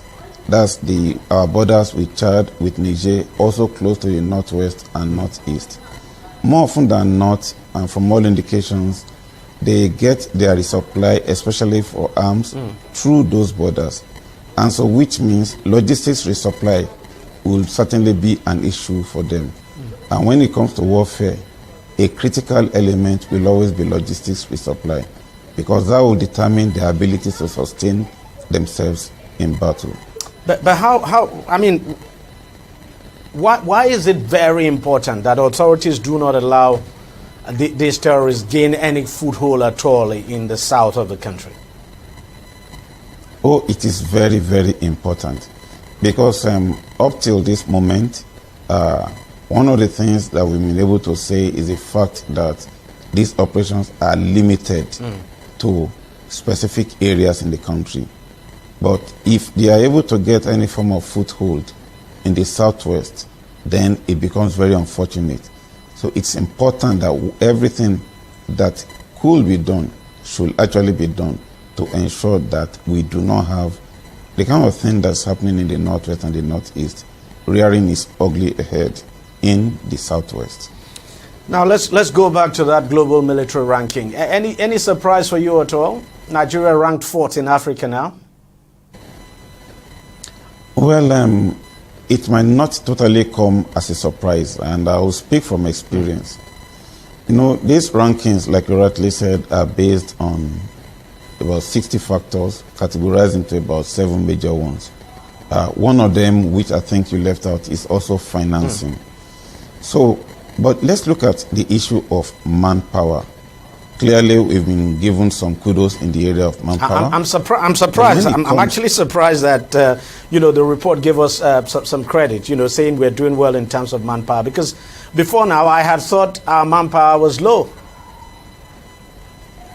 Well, it's not enough, but it's not to say that it is low. But when you compare with other African countries, it's certainly high. And then don't forget that the way global firepower does its ranking, it also includes the paramilitary forces, not just the military forces. It includes the paramilitary forces as part of the personnel available. But I want to speak more about the equipment holding, which is also critical, as I'm looking at the number of fighter aircraft, looking at the number of attack vessels, looking at the number of armored tanks, vessels, and the rest. Now, we've seen that in the past few years, Nigeria has made a lot of effort to acquire new aircraft, new fighter aircraft, vessels, armored tanks, and the rest. But the challenge is these equipment are never bought off the shelf. So when Nigeria makes a decision to buy, it has to wait first for the payment to be made, which following our own normal bureaucracy will take its time. And after it has been made, sometimes you have the waiting period being about 2 years. You'll notice from a recent report from the Air Force that of the 64 aircraft being expected, they were able to receive 14 in 2024. Yes. So that's true. Ordinarily, Nigerians will imagine that, well, if we've bought this much, because the reports usually give an impression that the moment we say we're acquiring, then we've already acquired, which is not the case. So that is on one side. The other critical issue is finance. You'll also note that Algeria and Egypt, not in that order though, are ahead of Nigeria in that ranking. The budget that's available to those countries for defense and security is much higher compared with Nigeria. In 2024, Algeria, Egypt, and Morocco were higher than Nigeria. And citing an instance from when I was the defense advisor of Nigeria in Moscow, there was a time Egypt was buying in one deal about 30 Su-35 multi-role aircraft, fighter aircraft. That deal was worth about $2 billion. About the same time, that was in 2019, Algeria was buying a total of 30 aircraft also. I think 14 MiG-29, as well as 16 Su-30 aircraft, also worth about $2 billion. About the same time, Nigeria had, just a few years before then, signed a contract with the same Russia to procure 12 Mi-35M helicopters. And the best Nigeria could do, due to budgetary limitations, was to pay for 2 at a time. So at the end of the day, we were able to buy 5. We paid for 2, another 2, and a 5th one. Until date, 7 are still hanging. So if Egypt and Algeria are buying at a time 30 aircraft, and Nigeria is buying 2, so it doesn't matter how much more we are spending on defense, as long as we are not spending enough, certainly there is a likelihood that our ranking will drop.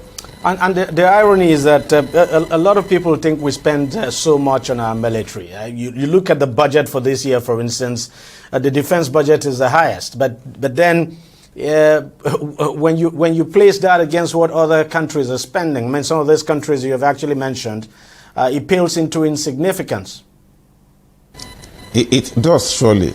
And even looking at the budget, I also think it's important to look at the fact that our defense budget is not focused on the acquisition of equipment alone.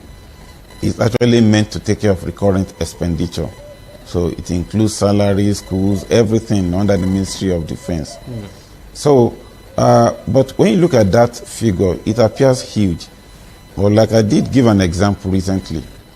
As to operate, let's say the Alpha Jet aircraft, which I happen to be interpreted on, I'm an Alpha Jet aircraft maintenance engineer. That aircraft will take about 2,520 liters of Jet A1 for each mission. And then this particular Jet A1 is burnt in less than 2 hours in most cases. So, how much does this one cost? On the average, over 1,000 naira per liter. And I want to imagine that if we take about 6 sorties in a day, that's we have either 6 Alpha Jet aircraft flying once a day, or maybe one flying 6 times a day, which is quite the usual case. So you are going to imagine that at the end of 52 weeks, we will have been spending over 25 billion naira on the Jet A1 of Alpha Jet aircraft. And that's just on alone. Jet A1 alone? One Jet A1 alone. Not the ammo. For example, it carries rockets, about 36 rockets. Each one costs $3,500. And imagine how many rockets are fired during missions. There are some bombs that are procured by the Nigerian Air Force that are upwards of $120,000 for one bomb. So when you look at this field, and we have not even talked about maintenance, spare parts. So we have not talked about uniform, we have not talked about other aircraft types. And so what happens? What happens is that that figure that we actually think is so high is far from being high.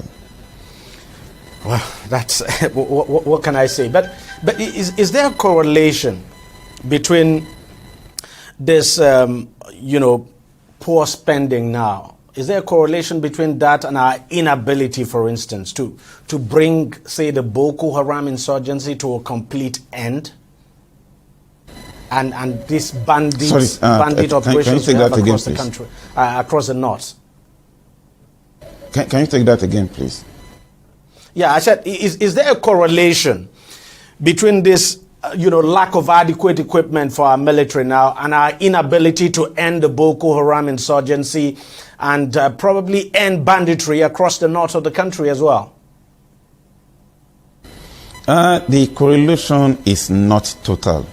No, like I did say, at best, what the military will do is to look at the kinetic aspect of the operation. And I've once said that it's more like treating the symptoms rather than the illness itself.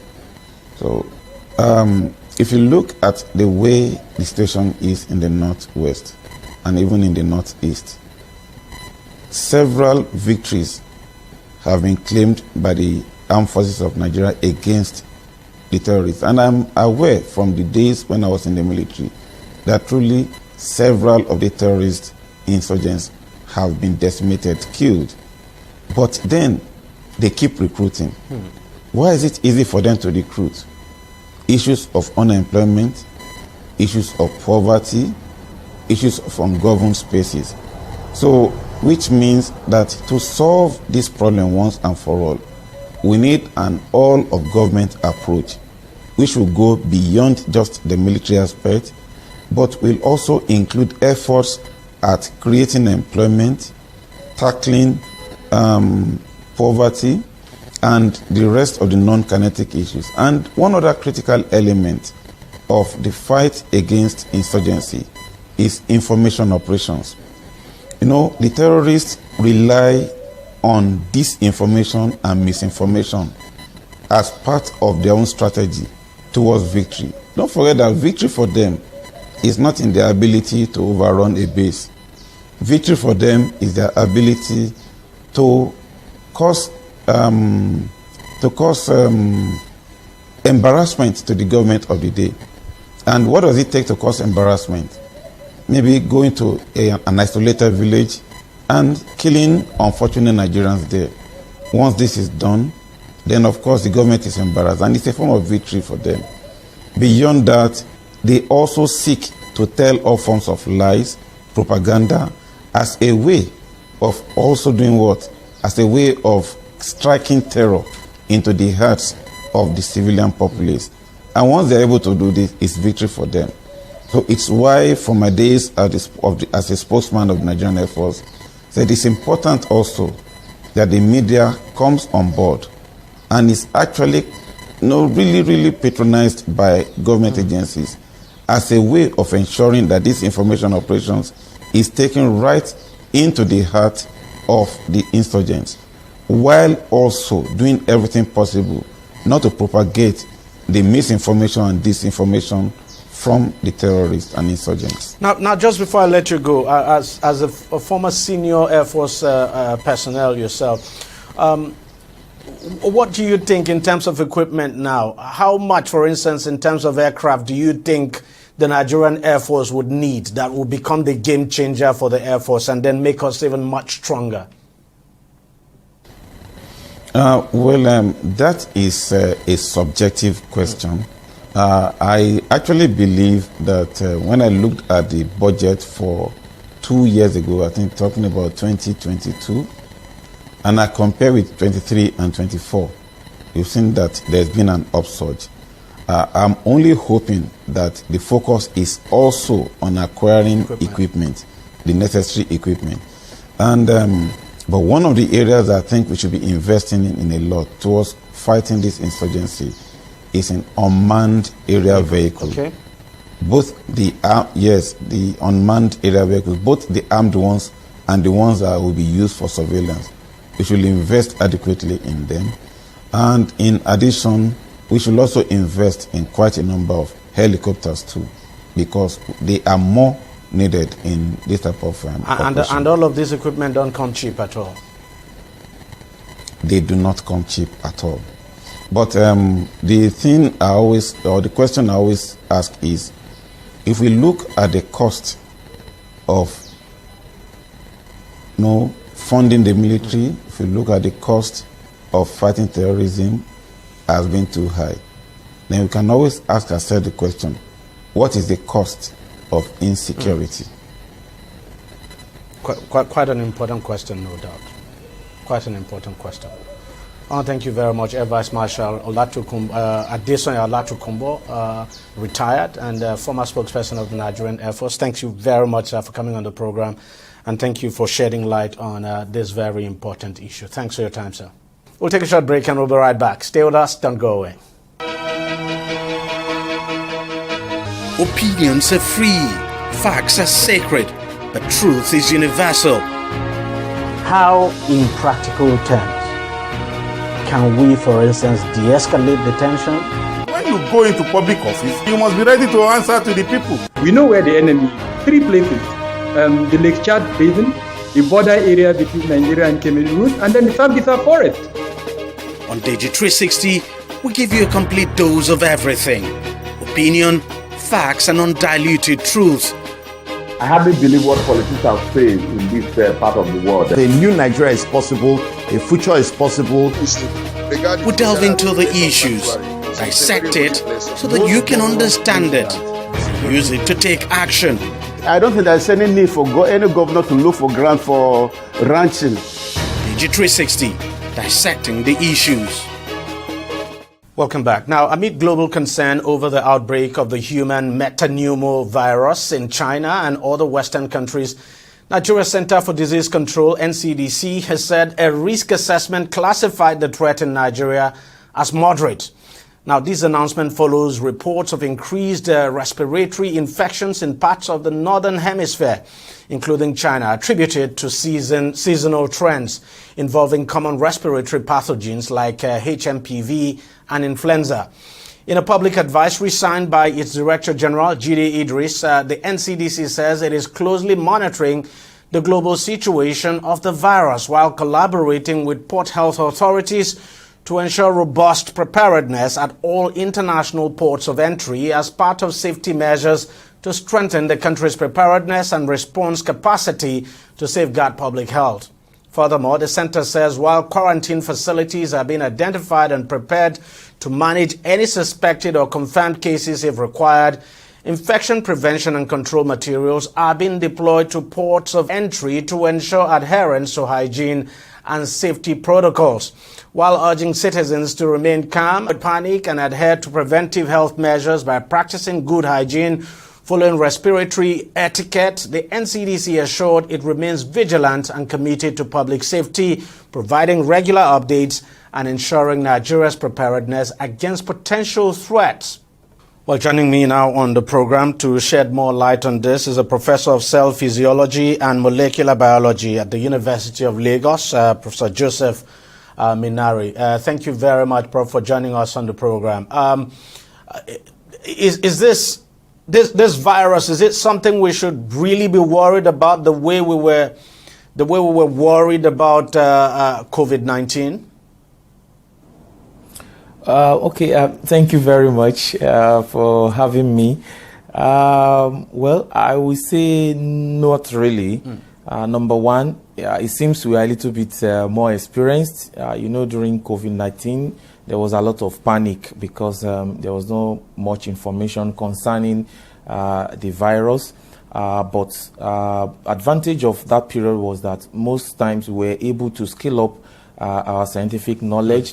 Molecular diagnostics was able to come on board easily. So with this, and by the way, the human metapneumovirus is not even strange. It has been around for quite some time, and it's actually seasonal in some part of the world. So it comes around because the virus actually survives more during the winter.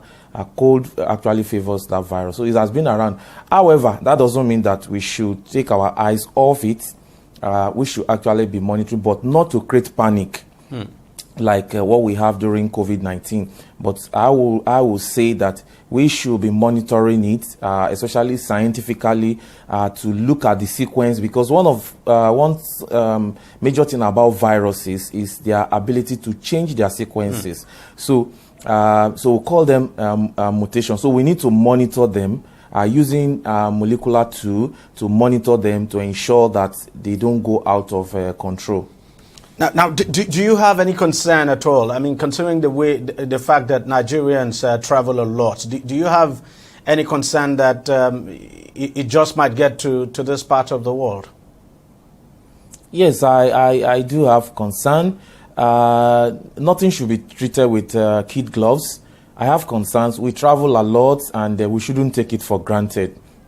Let's always make sure that we err on the path of caution.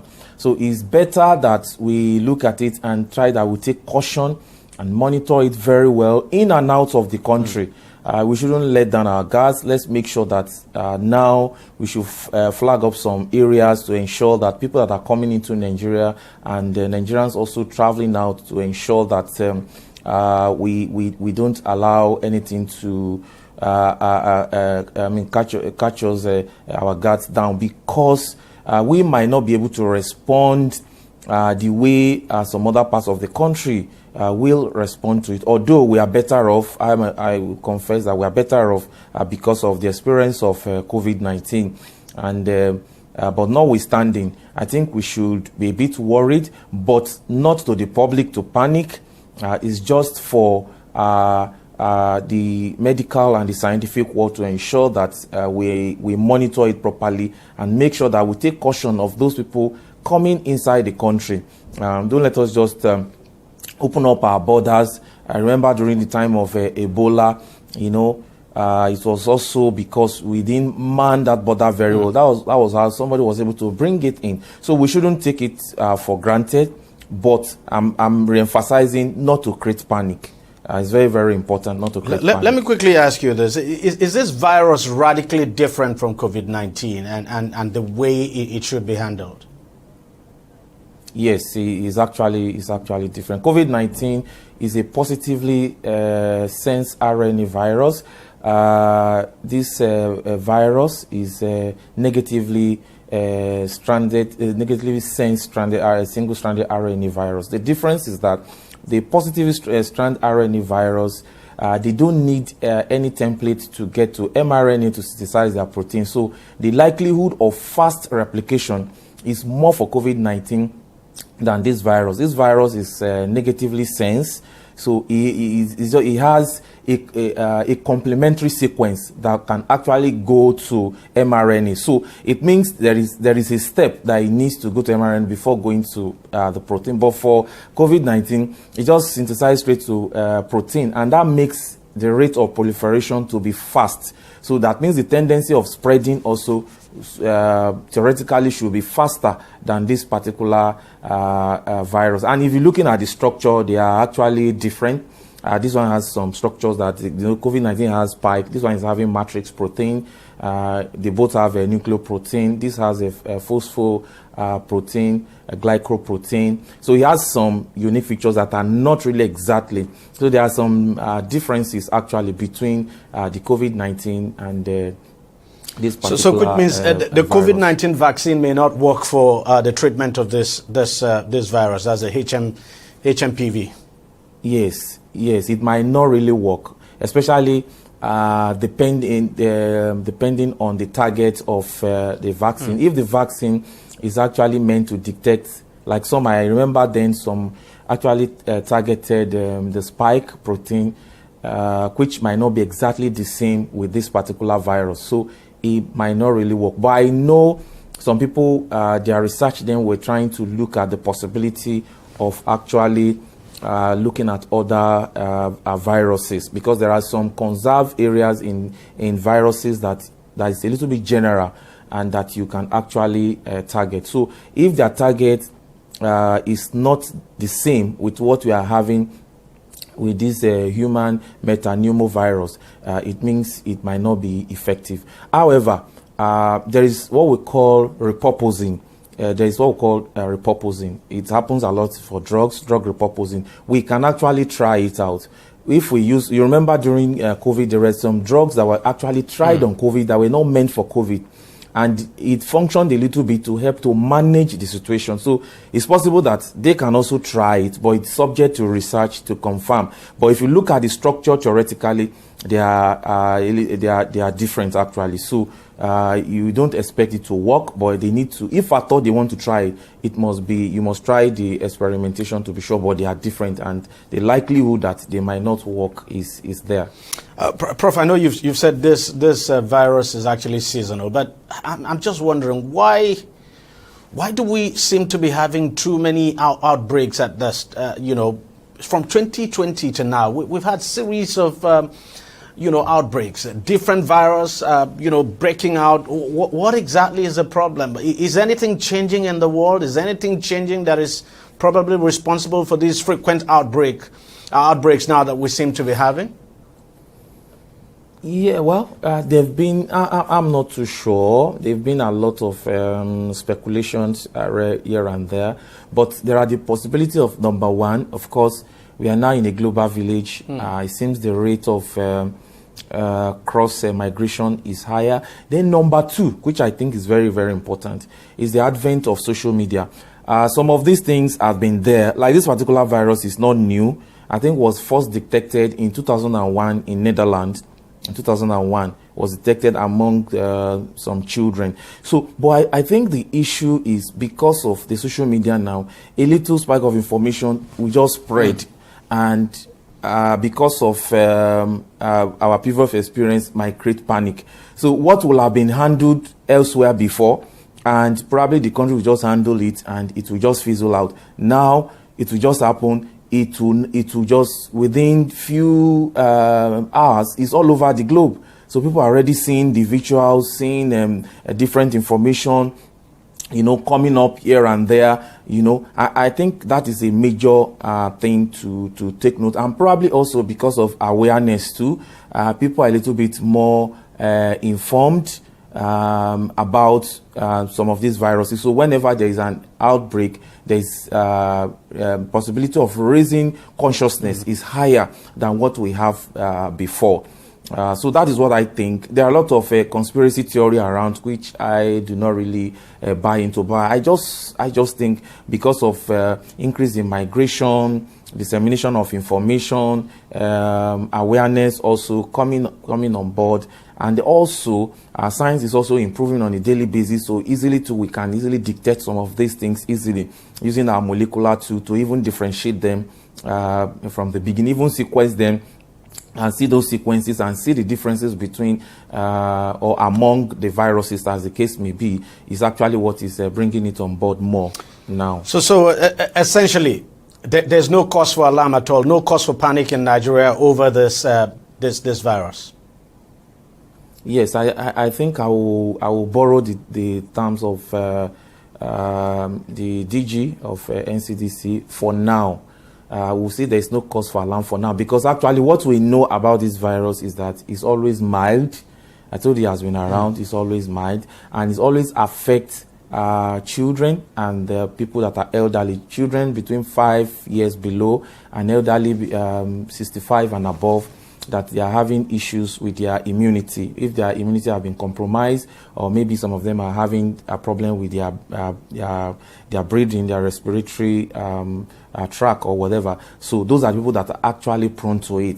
Most of the time when you are first infected, it might be a little bit severe, but the body actually builds an immune system against this virus, so that normally when it comes, you should be able to suppress it. Your immune system is supposed to suppress it. So there is no really cause for alarm for now. But why, in the world of science, we watch some of these things, maybe because of climate change and a lot of things. So we want to watch the virus so that it won't mutate to a particular strain that might be virulent.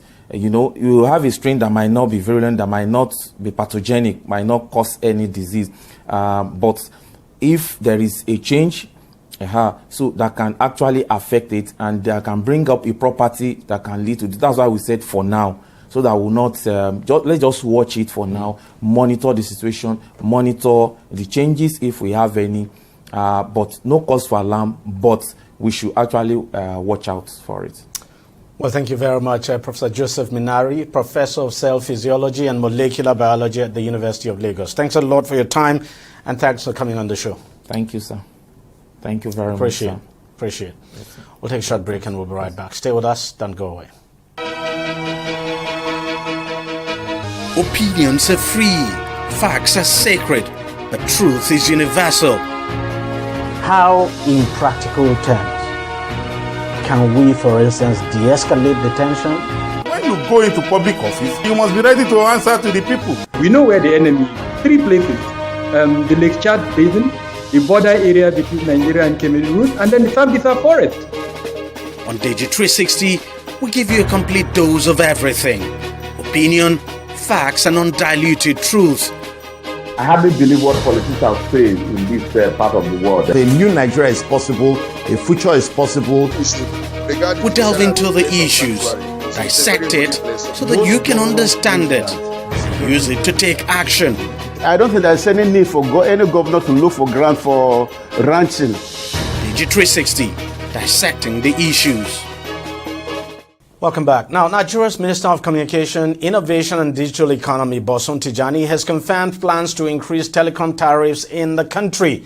Tijani stated this during a stakeholder meeting with mobile network operators, adding that consulting engagements were ongoing on the issue. According to the minister, the economic realities of rise necessitated the proposed tariff adjustments. He says the move is aimed at ensuring the long-term sustainability of the sector while unlocking significant benefits for Nigerian consumers. Tijani also emphasized the need to ensure that the telecommunications sector gets its act together to put the right regulations in place to ensure the growth of the sector. Now, the minister added that the Nigerian Communications Commission would come up with modalities now for the adjustments and make the new tariffs public to Nigerians. So reacting to the minister's comments, telecoms companies say investments in the sector have declined in recent years, leading to a slump in network quality in the country. But they say higher prices will lead to better networks, more relevant services, and better customer experience that enables growth. Let's try to unpack all of this now with a technology lawyer, Nserim Emmanuel, who joins us from Lagos. Mr. Emmanuel, thank you very much for coming on the program. Not a surprise at all, the minister confirming that there is definitely going to be an increase in tariff, even though it's not going to be 100% increase as the operators are demanding. But looking at it, what do you think we're likely to see? At what level do you think the government may settle at? Okay, good evening, everyone. My name is Nserim Emmanuel. And I would want to use this opportunity to appreciate the minister for being able to have a meeting with all the stakeholders and for you to also look at it from a different view. I am supporting the increment because we are in an economy where everybody is experiencing the hardship. Whether you are in business, you are not in business. And it is expected for business people to also review their business model and also work on the operational cost. And I think that is one of the reasons they've given so far to ensure that they are still in business. But my challenge will be, which is also the challenge and the problem of everyone, being able to sustain what they promised. But for the side of the minister, what he has done so far is okay. And I also expect, what I'm expecting from them is to increase not by 100%, but at least 20-30% to be able to accommodate everyone, both also to encourage the economy, also to encourage those at not just the rich, both the poor out there and those. So I also want to use this opportunity to call, whether they like it or not, it's it is necessary for increment to occur because of the hardship in the economy that is also affecting the operational costs and other costs in the operation of businesses. So what I expect so far is at least 20 to 30% increment to support what they are doing. But I have a fear, which is the fear of every Nigerian, which is the fear of everybody. They've claimed that the increment will be for the sustainability of their business. Yeah. But I doubt if that will happen because whether you like it or not, Nigerians all over are not really enjoying it. There are some communities out there that they've not for one day experienced good network service. There are also communities where they can't even access data. And I also know that the minister that he has promised over the time that he will ensure universal access of internet across Nigeria. So I believe that 100% will affect that because how will a market woman, how will Mama a bosse that is living in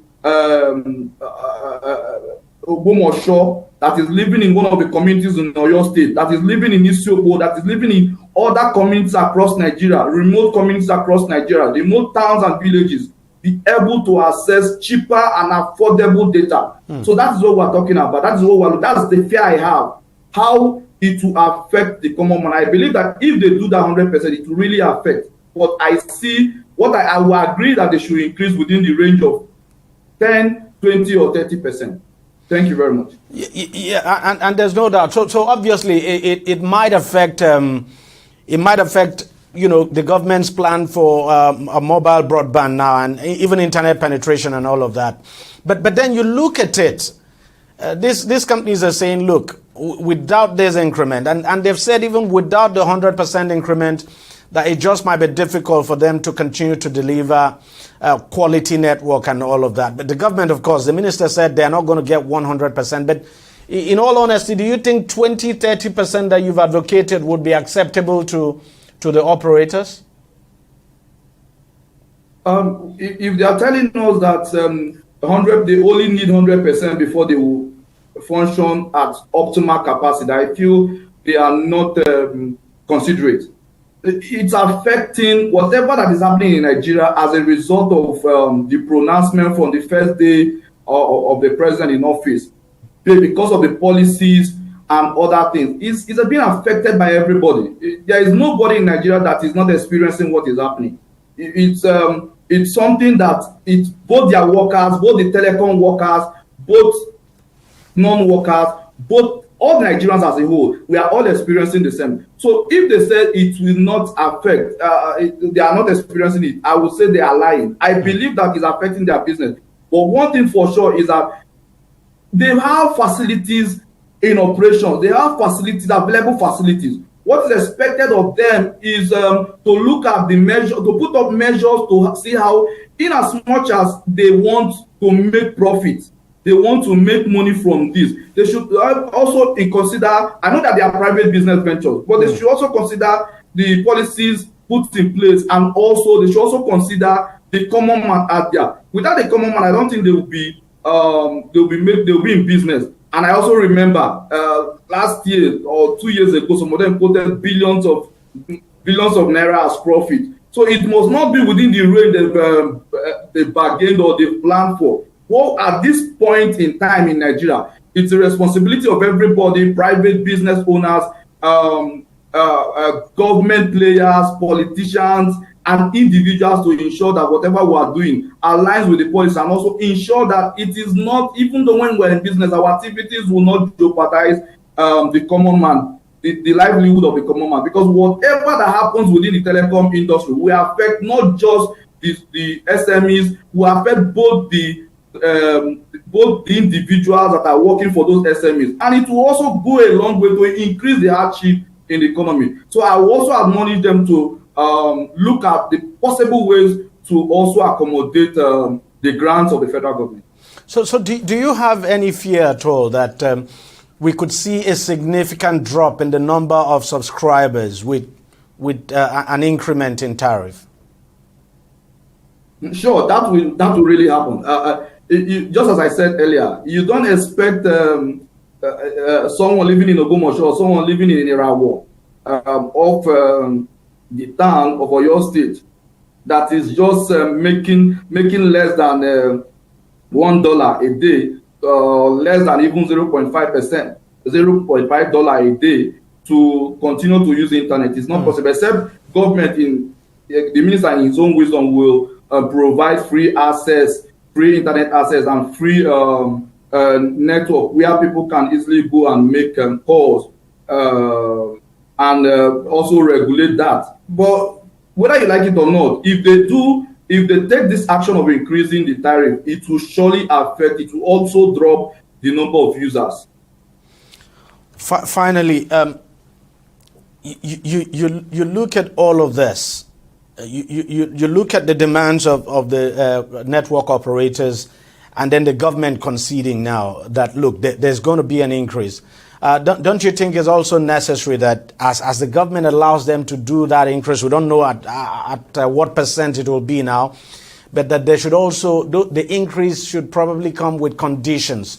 Because whether we like it or not, before now, just as you said, some of the networks have not delivered quality service at all. I mean, making calls have been quite problematic and all of that, even though now they are giving us the excuse that it's because of the poor investments and because they are not allowed to increase tariff.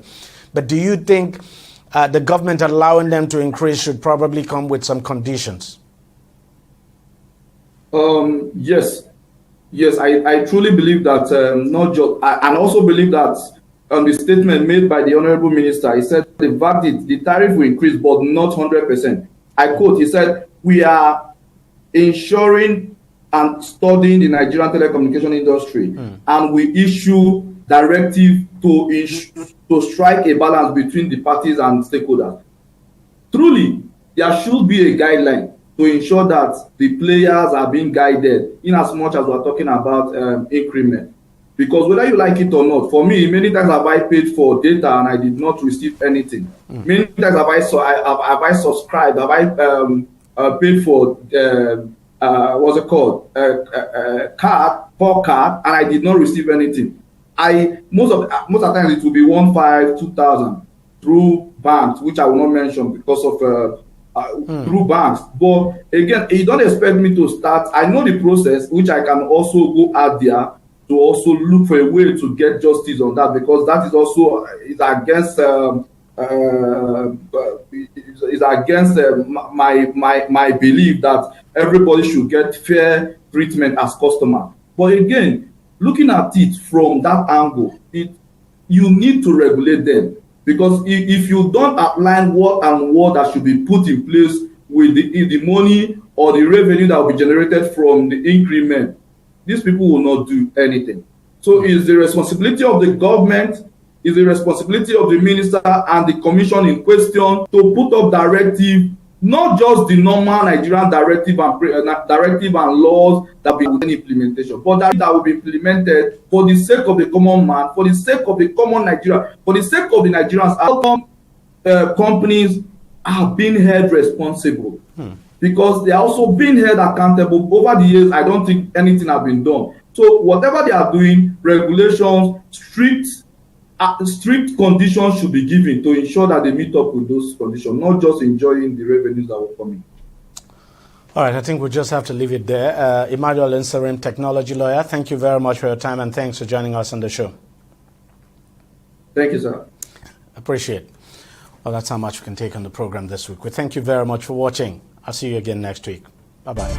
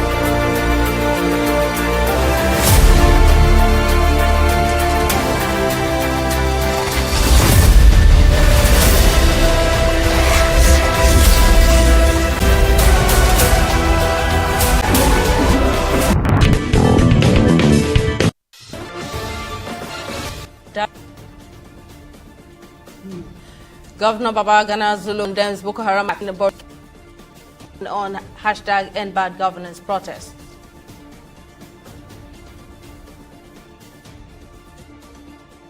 Thank you for joining us on News Now on TV360 Nigeria. I'm Simisolajikun. In Borno State, Governor Babagana Zulum has condemned terrorist attack in the Dumba community in the Kukawa local government area of the state. The attack, which claimed the lives of at least 40 farmers and fishermen on Sunday, was said to have been carried out by Boko Haram and ISWAP elements operating in the area. Governor Zulum has called on the officers and men of Operation Hadinkai to track and obliterate the insurgent elements that are operating at Dumba and other similar enclaves in the Lake Chad area. He also commiserated with the victims and their families and assured them that those still missing will be found and reunited with their families. Let's cross over to our correspondent Solomon Josiah in Borno State to get updates on happenings following the terrorist attack where over 40 farmers and fishermen were killed. Solomon, what's the latest in Borno and what are authorities saying about this terrorist attack that happened on Sunday?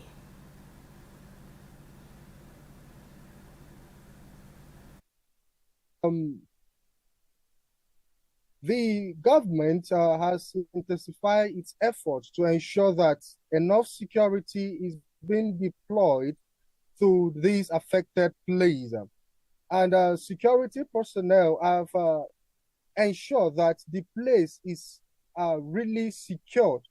Dumba community in Kuka local government, a few kilometers away from Maiduguri, is a community bedeviled with long-term security challenges, and then it is a high place for many insurgents. So this attack comes as a result of farmers coming to moving away from their boundaries, according to the source and live witness. It is an attack that comes in form of people, the farmers, going away from their normal terrain, moving outside the terrain. So the insurgents finds way to inculcate, to come out and attack these people where they are. But the security personnel have deployed enough of men to go to that place to ensure security is being observed. Now, the governor has ordered that the culprits be tracked down and insurgent elements be obliterated. What moves do security operatives say have been taken in that regard? All right, thank you. The security operatives, as like I said earlier, are doing their best to ensure that the place is safe and secure. And one of the modalities they've put in place is that the authorities are now in the scene. However, the culprits have not been captured yet, but then the security are there, and the going in and out of the of the village is now observed and curtailed by the security personnel. And the governor of the state, Professor Babagana Umar Zulum, has ordered the security personnel to ensure that all activities going on in that place is suspended and is monitored. Therefore, people in that community are still untensed. However, the security personnel are still doing their best to ensure the place is safe. And for Maiduguri here, people are calm, and we do not have such experience here. In fact, some people do not even know about the incident in the city here. But the village, being a village that is well known and is an hideout for insurgents for a long time, people are still going to that place to observe their farming activities, despite the economic and security challenge we are facing. Well, Solomon Josiah, thank you for that update, and please bring us more when you have them. That's our correspondent, Solomon Josiah, bringing us up to speed with development in Borno State following the death of 40 farmers and fishermen on Sunday by terrorists. Moving on, Nigeria's President Bola Tinubu has joined an illustrious gathering of global leaders at the 2025 Abu Dhabi Sustainability Week opening and Sustainability Prize Award ceremony held in Abu Dhabi, the United Arab Emirates. The high-profile event, scheduled for January 12 to 18, serves as a crucial forum for dialogue and collaboration. drawing leaders, innovators, and stakeholders from across the globe. The 2025 edition is expected to harness collective intelligence through dialogues and dedicated platforms, uniting government officials, industry leaders, entrepreneurs, youth, and other stakeholders to accelerate global sustainability development and draw economic, social, and environmental progress. A notable moment of pride for Nigeria came as Nafarm Foods, a homegrown company that develops scalable hybrid solar food dryers that preserve food and reduce CO2 emissions, was honored with the prestigious Zayed Prize in the food category.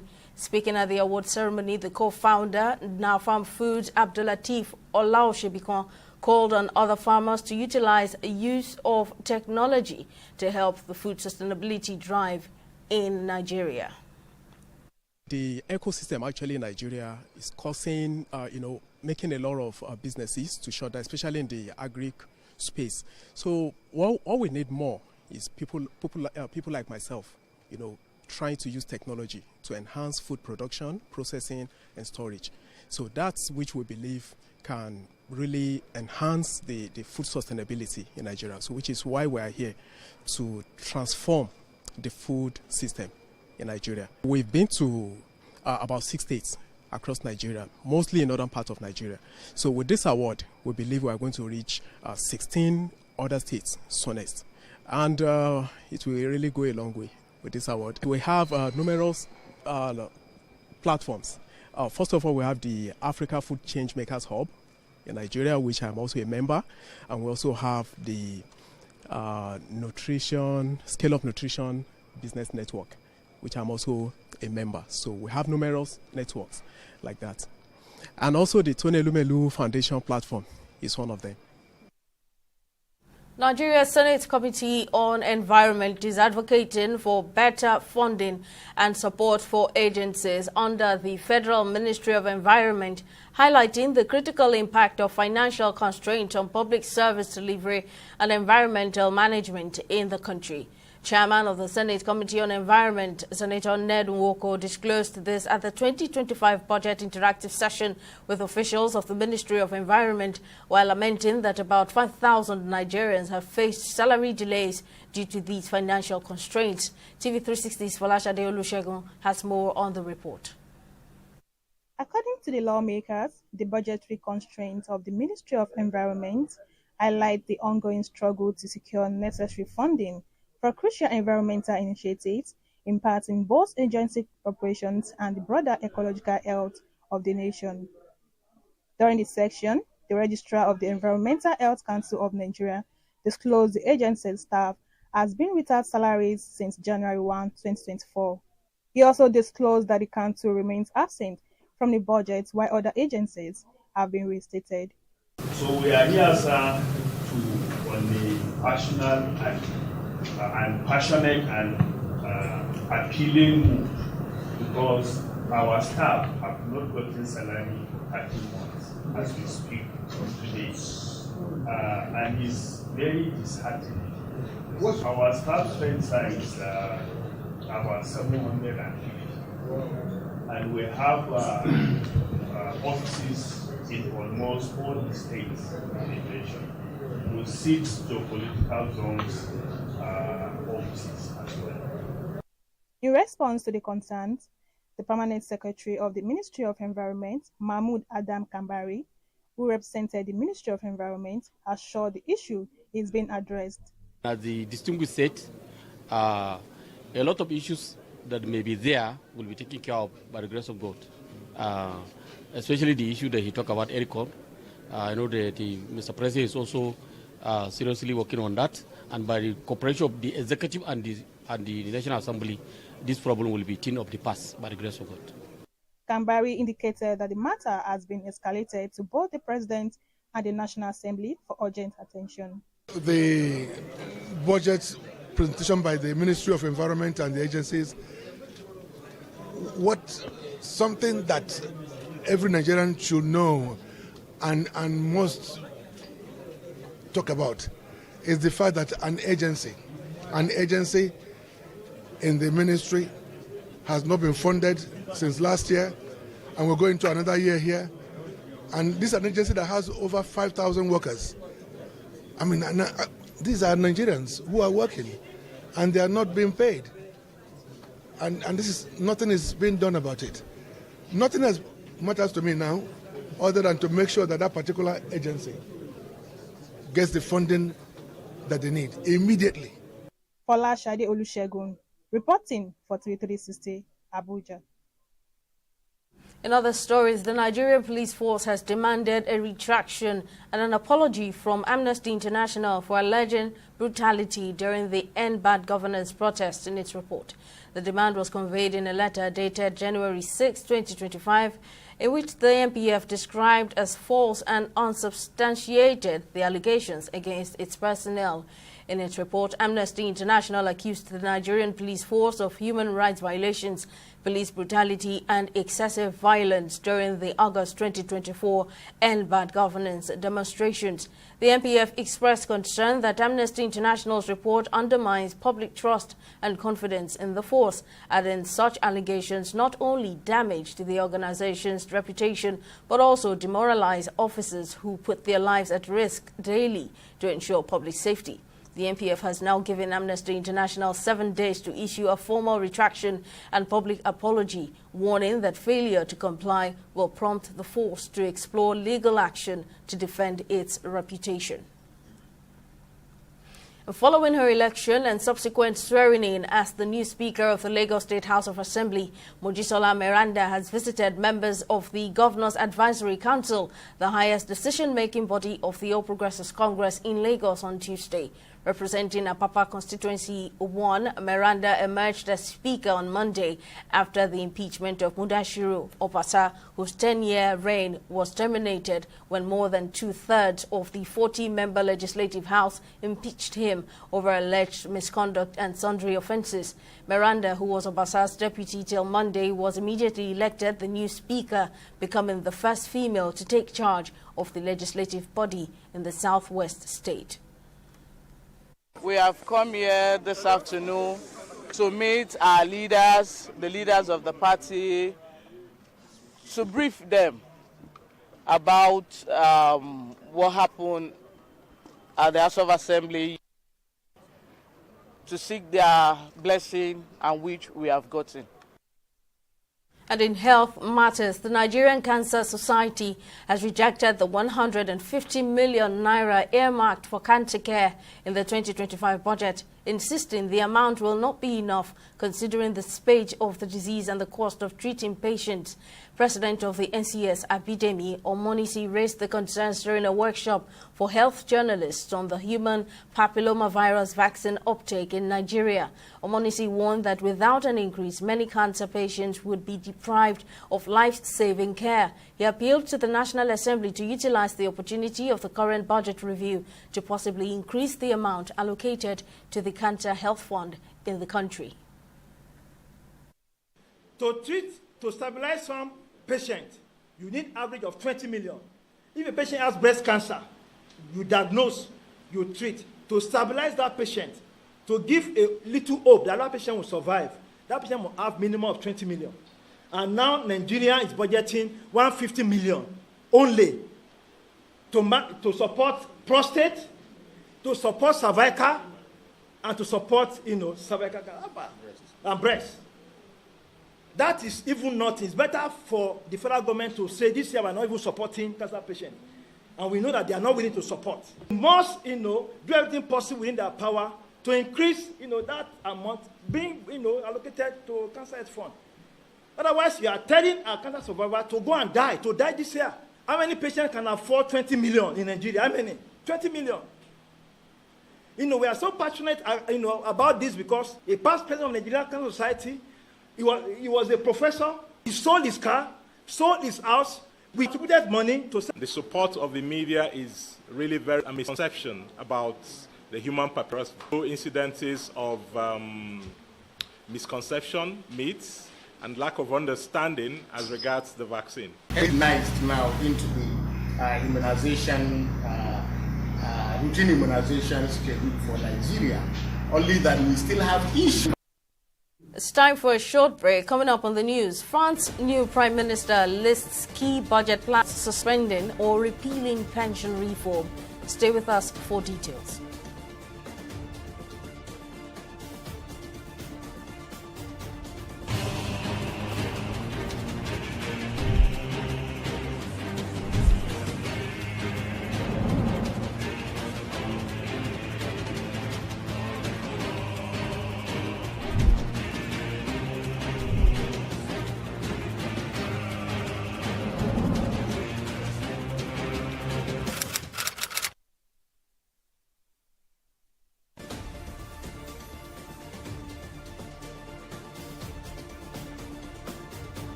Welcome back. Let's take you through our major stories. Nigeria's President Bola Tinubu has joined an illustrious gathering of global leaders at the 2025 Abu Dhabi Sustainability Week opening and Sustainability Prize Award ceremony in the United Arab Emirates. A notable moment of pride for Nigeria came as Nafam Foods, a homegrown company that develops scalable hybrid solar food dryers that preserve food and reduce CO2 emission, was honored with the prestigious Zayed Prize in the food category. We also told you that Governor of Borno State, Bagana Zulum, has condemned terrorists' attack in the Dumba community in the Kukawa local government area of the state. The attack, which claimed the lives of at least 40 farmers and fishermen on Sunday, was said to have been carried out by Boko Haram and ISWAP elements operating in the area. Governor Zulum has called on officers and men of Operation Hadinkai to track and obliterate the insurgent elements that are operating at Dumba and other similar enclaves in the Lake Chad area. If you missed any of our news bullets of more updates, you can catch us on Limex World TV and AVO TV or log on to our website on www.tv360.com. You can also follow us on our social media platforms on Twitter, Instagram and YouTube at TV360 Nigeria, or download our mobile app on Google Play Store, Huawei App Gallery and Apple Store, on Facebook or at TV360 online.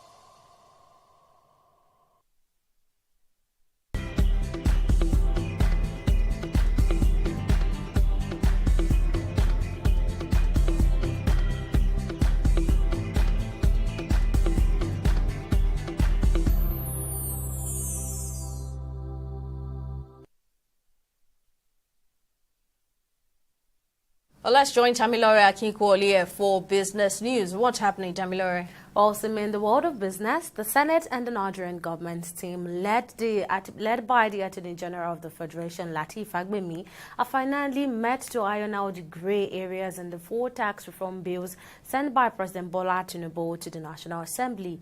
Emerging from the meeting on Monday, Senator Abamero, who chairs the Senate's Other Committee on Tax Reforms, said the discussion were fruitful with significant progress made, while also hinting at a public hearing soon, which he says will provide an opportunity for broader stakeholders' engagement. On his part, the chairman of the Federal Inland Revenue Service, Zak Adedeji, expressed optimism about the bill's passing legislative scrutiny, saying that the meeting has resolved all previously identified concerns. An economist in the country have assured that there is no cause for alarm regarding the surge in the Central Bank of Nigeria's loans to banks, which has reached a historic high of 1.2 trillion naira in the first 7 days of 2025. According to the data from the Apex Bank, the 1.2 trillion naira loan to banks is the highest in 5 years, marking a 961.3% increase from the 104.2 billion naira reported in the same period in 2021. Now, speaking to TV360 Nigeria, economist Mukhtar Mohammed explained that the liquidity squeeze is primarily due to outstanding debt. However, he urged the CBN to investigate banks facing liquidity issues and recommend recapitalization where necessary.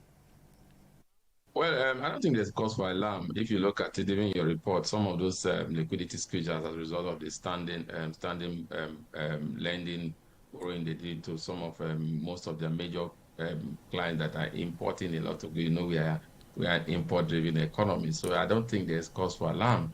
And when you look at those liquidity squeeze that you're looking at, you know that some of these facilities were being given by the tier two banks. If you look at the tier one bank, they are still awash with a lot of liquidity.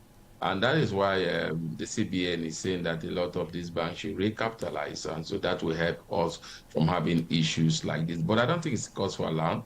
Like I keep saying, the most vibrant sector of the Nigeria economy is the informal sector, and it's largely driven by cash. So you see what we always say, that when you start that sector of cash, then you begin to see the kind of problem that you are seeing.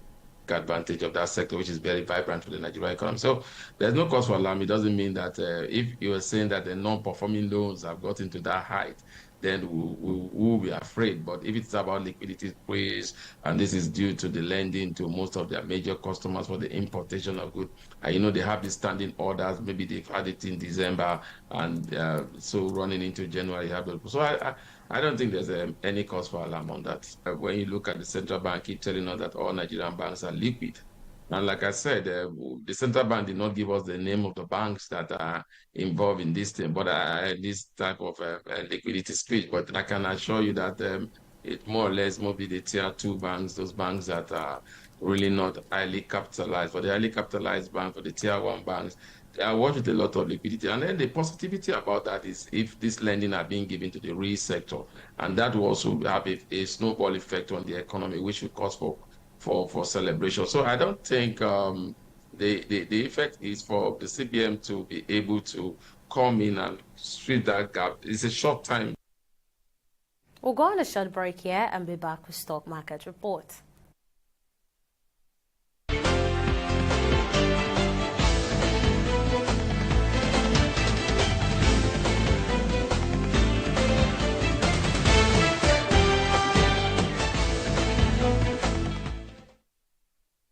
Welcome back. Now, the Nigerian exchange market saw a sharp decline on Tuesday, January the 14th, continuing its losses from the previous day.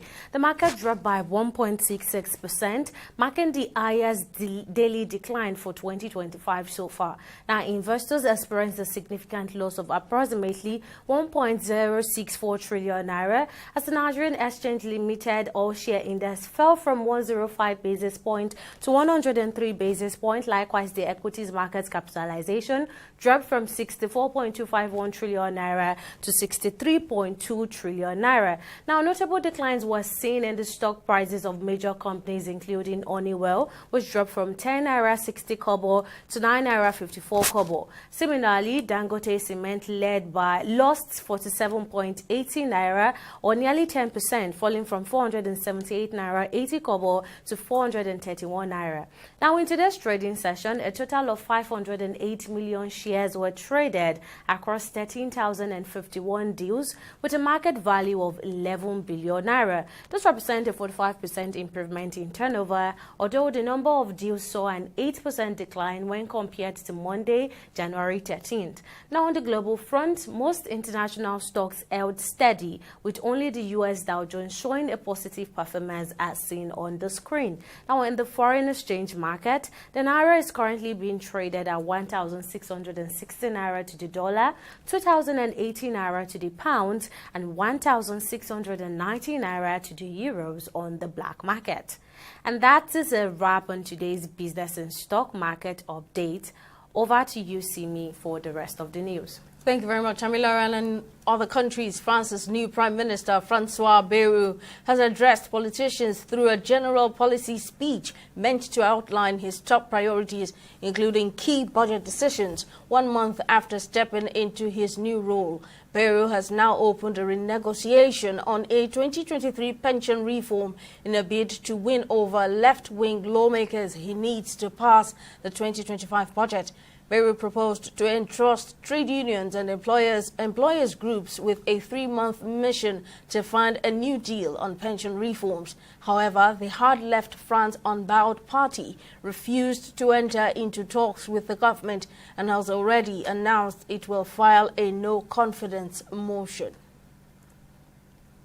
Well, up next is Entertainment Report on News Now.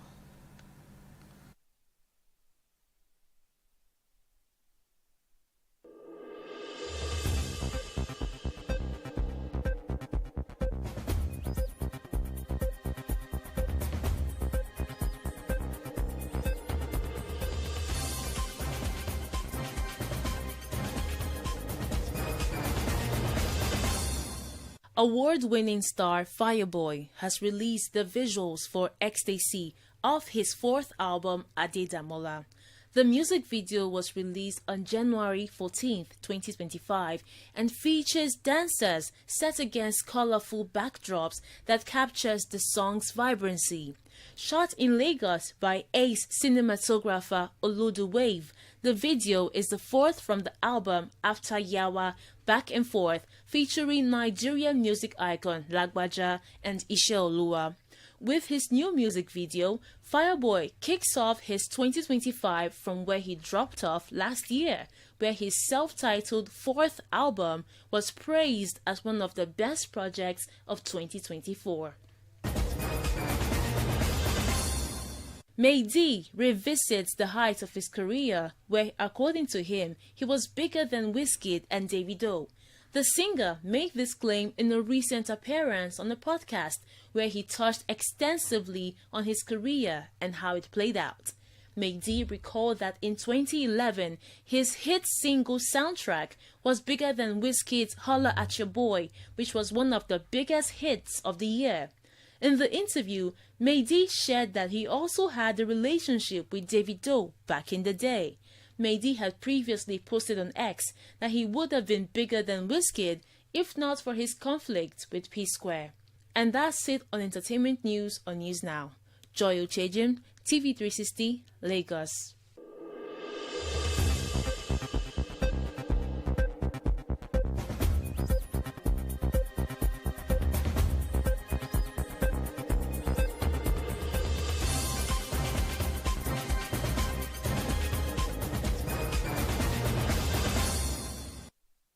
Finally on sport, the newly appointed Super Eagles head coach Eric Chell has unveiled 3 new members of his backroom staff. The 47-year-old, who was unveiled in Abuja on Monday, has named the trio of Hadi Tabubi, Thomas Gonorek and Jean Padovani to his technical staff. The trio all worked with Chell at the Algerian club MC Oran, his last stop before taking up the Super Eagles role.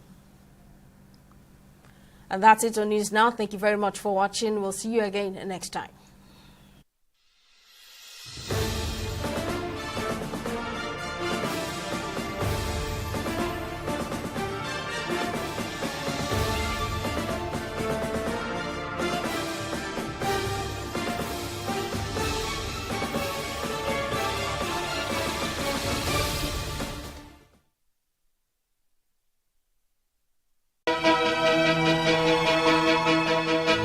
Opinions are free, facts are sacred, but truth is universal. How, in practical terms, can we, for instance, de-escalate the tension? Because when you go into public office, you must be ready to answer to the people. We know where the enemy is. 3 places. The Lake Chad Basin, the border area between Nigeria and Cameroon, and then the Sambisa Forest. On TV360, we give you a complete dose of everything. Opinion, facts and undiluted truth.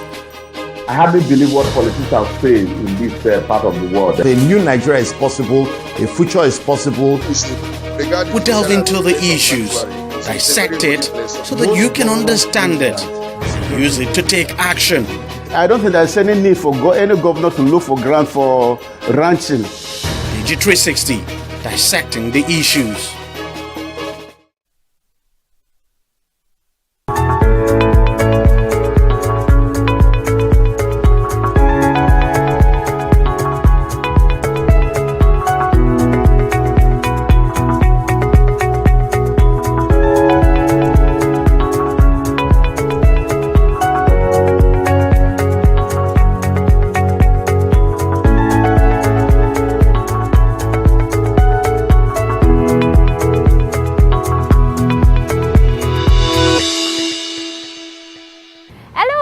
And subscribers, welcome to another episode of Startups, and on this episode we'll be looking at fashion in 2 different perspectives. In the world of e-commerce, few platforms are as dedicated as shaping the future of online shopping, just like Dex Stitches. Since its inception, Dex Stitches has redefined the way Nigerians shop for fashion, focusing not just on convenience but on meeting the real needs of its customers. But with growth comes challenges, particularly when it comes to customer satisfaction, product availability, and navigating the complexities of online retail.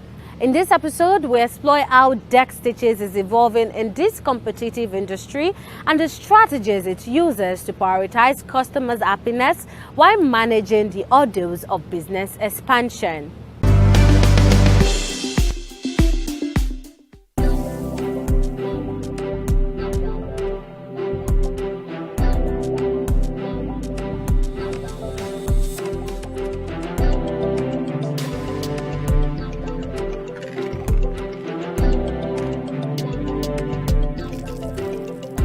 Platform that can cater for basic fashion needs at the time, yes. On average, practically out of 3 Nigerians, 2 must have had a bad experience shopping online. You know, initially it was a phase of there was practically no available, sophisticated online platform for people to shop fashion.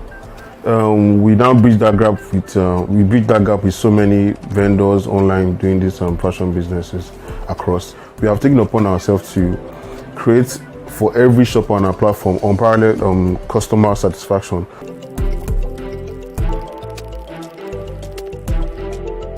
And space, redefining the e-commerce experience with a keen focus on the customer. Unlike many platforms that simply aim to sell, Dex has tailored its approach to cater to the specific needs of its audience, prioritizing customer demands and preferences above all else. Basically, the need to actually get what I was trying to shop for back then in the past. So it started as far back as when I was in uni.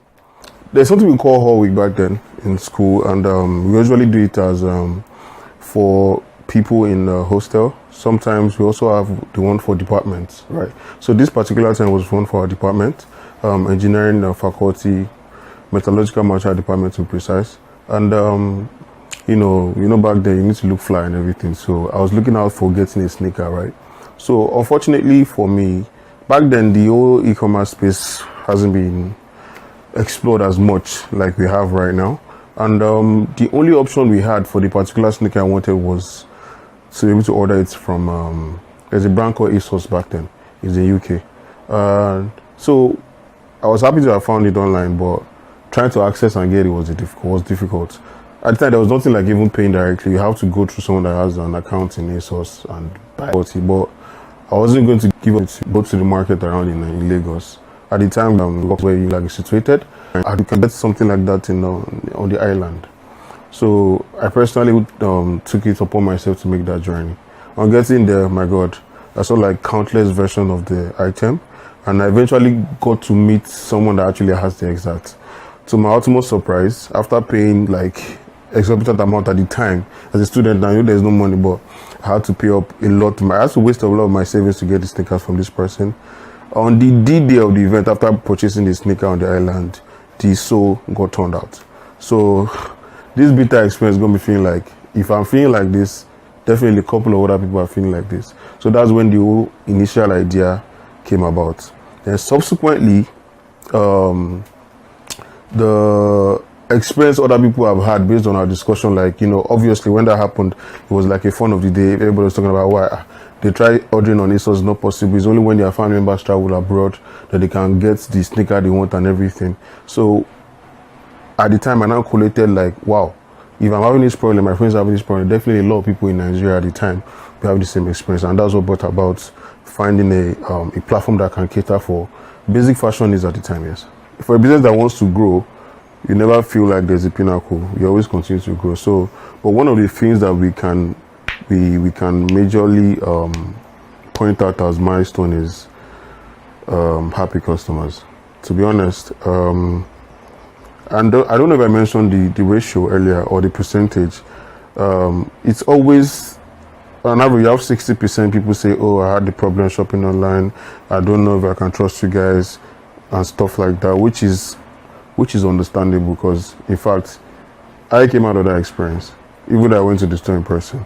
So our biggest milestone is the fact that out of these people, 90% of them have been converted from skeptical buyers to customers, to happy customers that even refer their friend. So these people that we look at whenever they come on board, and eventually turn to be happy customers and even give us reviews, those are our actual milestones, and we keep going on them. And our goal is to be able to have, maybe quadruple or times hundreds of the kind of customers, the amount of customers we have that came from skeptical, that are very skeptical about shopping online, to being happy about, wow, fashion shopping can be actually more convenient and be happy, can be an happy experience. Those people is a milestone, and the more we have, the more we feel like we're hitting more milestones, yeah. The platform relies heavily on communication with its users to track behavior and interests. Using this data, Dex Stitches prioritizes its products it introduces, ensuring that they are always aligned with what customers truly want. The company's product management team works meticulously to onboard only these items to meet these demands, starting with the essentials and moving on to other items. We try to identify customer needs, and we try to match it with, the current and trending fashion. And when we identify all these needs, we're able to contact our, registered brands, to our distributors. And when we do that, we are able to, get the products available to our customers. In Dex Stitches, we pride ourselves in customer satisfaction. So we are very, very strict on what we want, and we continuously review our products from our registered and partners. So when we do this, we ensure that there's consistency in quality. So we do this regular checkups with our suppliers, with our distributors, with our brands. Yeah, fashion moves very fast, as you know, and the basic challenge is, having to keep up with the customers' rapidly, changing preference, and, and our brands, and getting the product, because this little phase there is always a little bit of lead time, and we just try to just in our own little way predict where are we headed, where is this headed, and then we try to predict even ahead of the customer, so that we can make necessary arrangements with our brands and distributors before those things come to place. Despite this careful planning, challenges remain, particularly when some products underperform. In such cases, the platform response is both dynamic and customer focused. In the will of demand, price is a very huge factor, right? And most times when a particular product is known to have, be selling out, is kind of like underperforming, is sometimes, or 50% times, boils down to price. So for these products, we usually incentivize customers, right? We do things like 30% off discounts. Sometimes we go as far as giving free delivery in some particular items, and this actually nudges customers to eventually purchase those products. And it's also possible a product might be a trend, but we don't get carried away with it. A trend today is a trend tomorrow.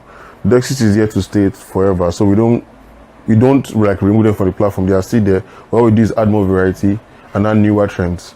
In this case, backpacks, for example, if black is no longer selling, we'll nudge them with incentives like, order one, get two for free. We can also say take 20% off. We can also go as far as saying free delivery. If all those strategies is not working, then we know that the problem is not more the price.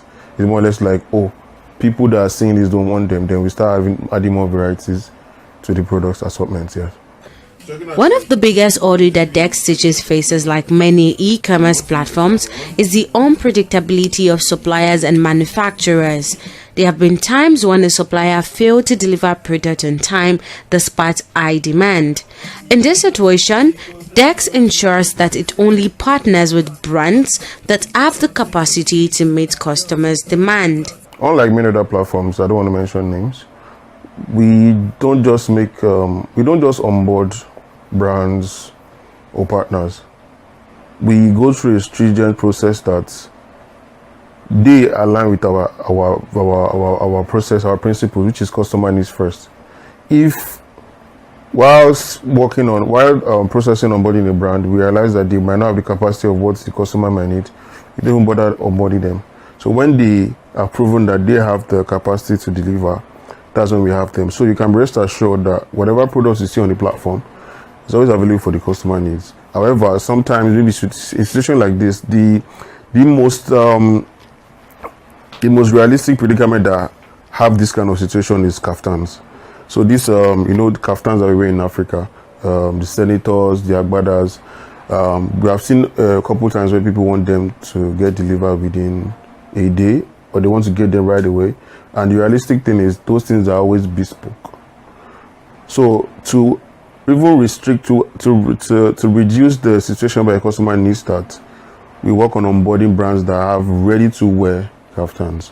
So, like I said, needs is the first thing we look out for. If the need for the kaftan is growing over time and we realize that it's getting to the stage that people are always demanding for it and they don't want to wait like 2, 3, 7 days, we onboard more brands that have ready to wear and we give them order suggestions. There's always an alternative to whatever you want to buy.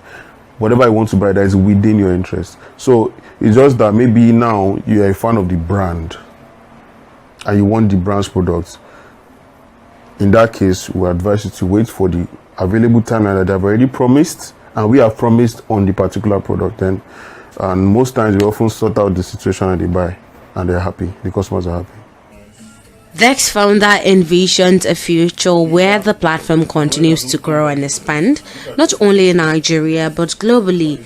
The fashion industry in Nigeria has been transformed by the arrival of platforms like Dex Stitches, which offers a shopping environment tailored to fashion lovers. The goal is not just to build a shopping platform. It started from being a platform that people can access sneakers and a few things, to realizing that the need is beyond just these items. It goes as far as everything I want to wear all through my lifetime.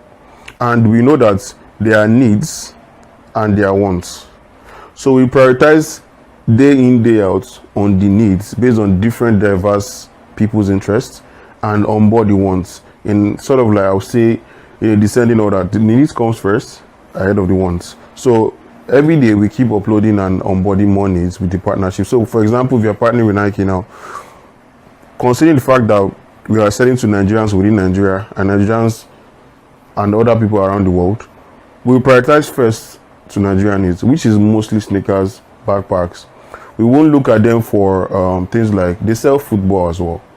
We might not onboard football. In our first onboarding batch, we start with the priority, which is sneakers. Now after sneakers, we move to joggers, we move to maybe backpacks, t-shirts, then we now onboard football. So we divide this uploading needs across our product management team, and we upload in accordance to that. So with that, we focus more on the needs, and that gives us edge ahead of allowing people to have access to what they need ahead of the ones that doesn't really matter at the time. As the platform grows, Dex Stitches aims to expand its reach, offering even more personalized experiences to its users. The ultimate goal is to turn more skeptical shoppers into loyal and happy customers. Welcome back. Now, the other part we'll be looking at is the decoration industry. Michael Moby, the founder of Mobilet Interior and Exterior Creativity Furniture, is revolutionizing the furniture and interior decoration industry. His company, which is based in Lagos, focuses on creating unique designs for hotels, clubs, and other spaces. Now, beyond furniture production, Mobilet doubles as a training ground for young people, equipping them with valuable technical skills to become independent professionals in the field.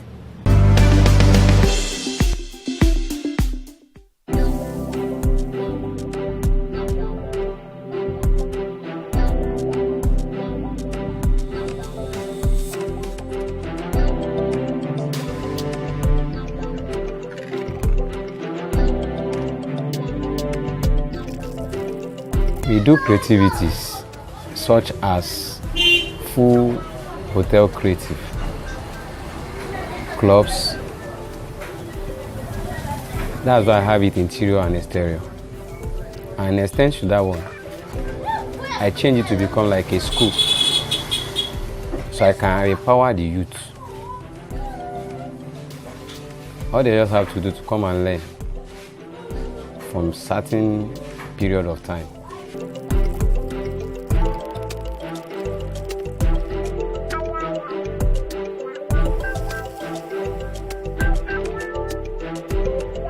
My name is Michael X Mobi. So the name of the company is Mobilet Interior and Exterior Creativity Furniture.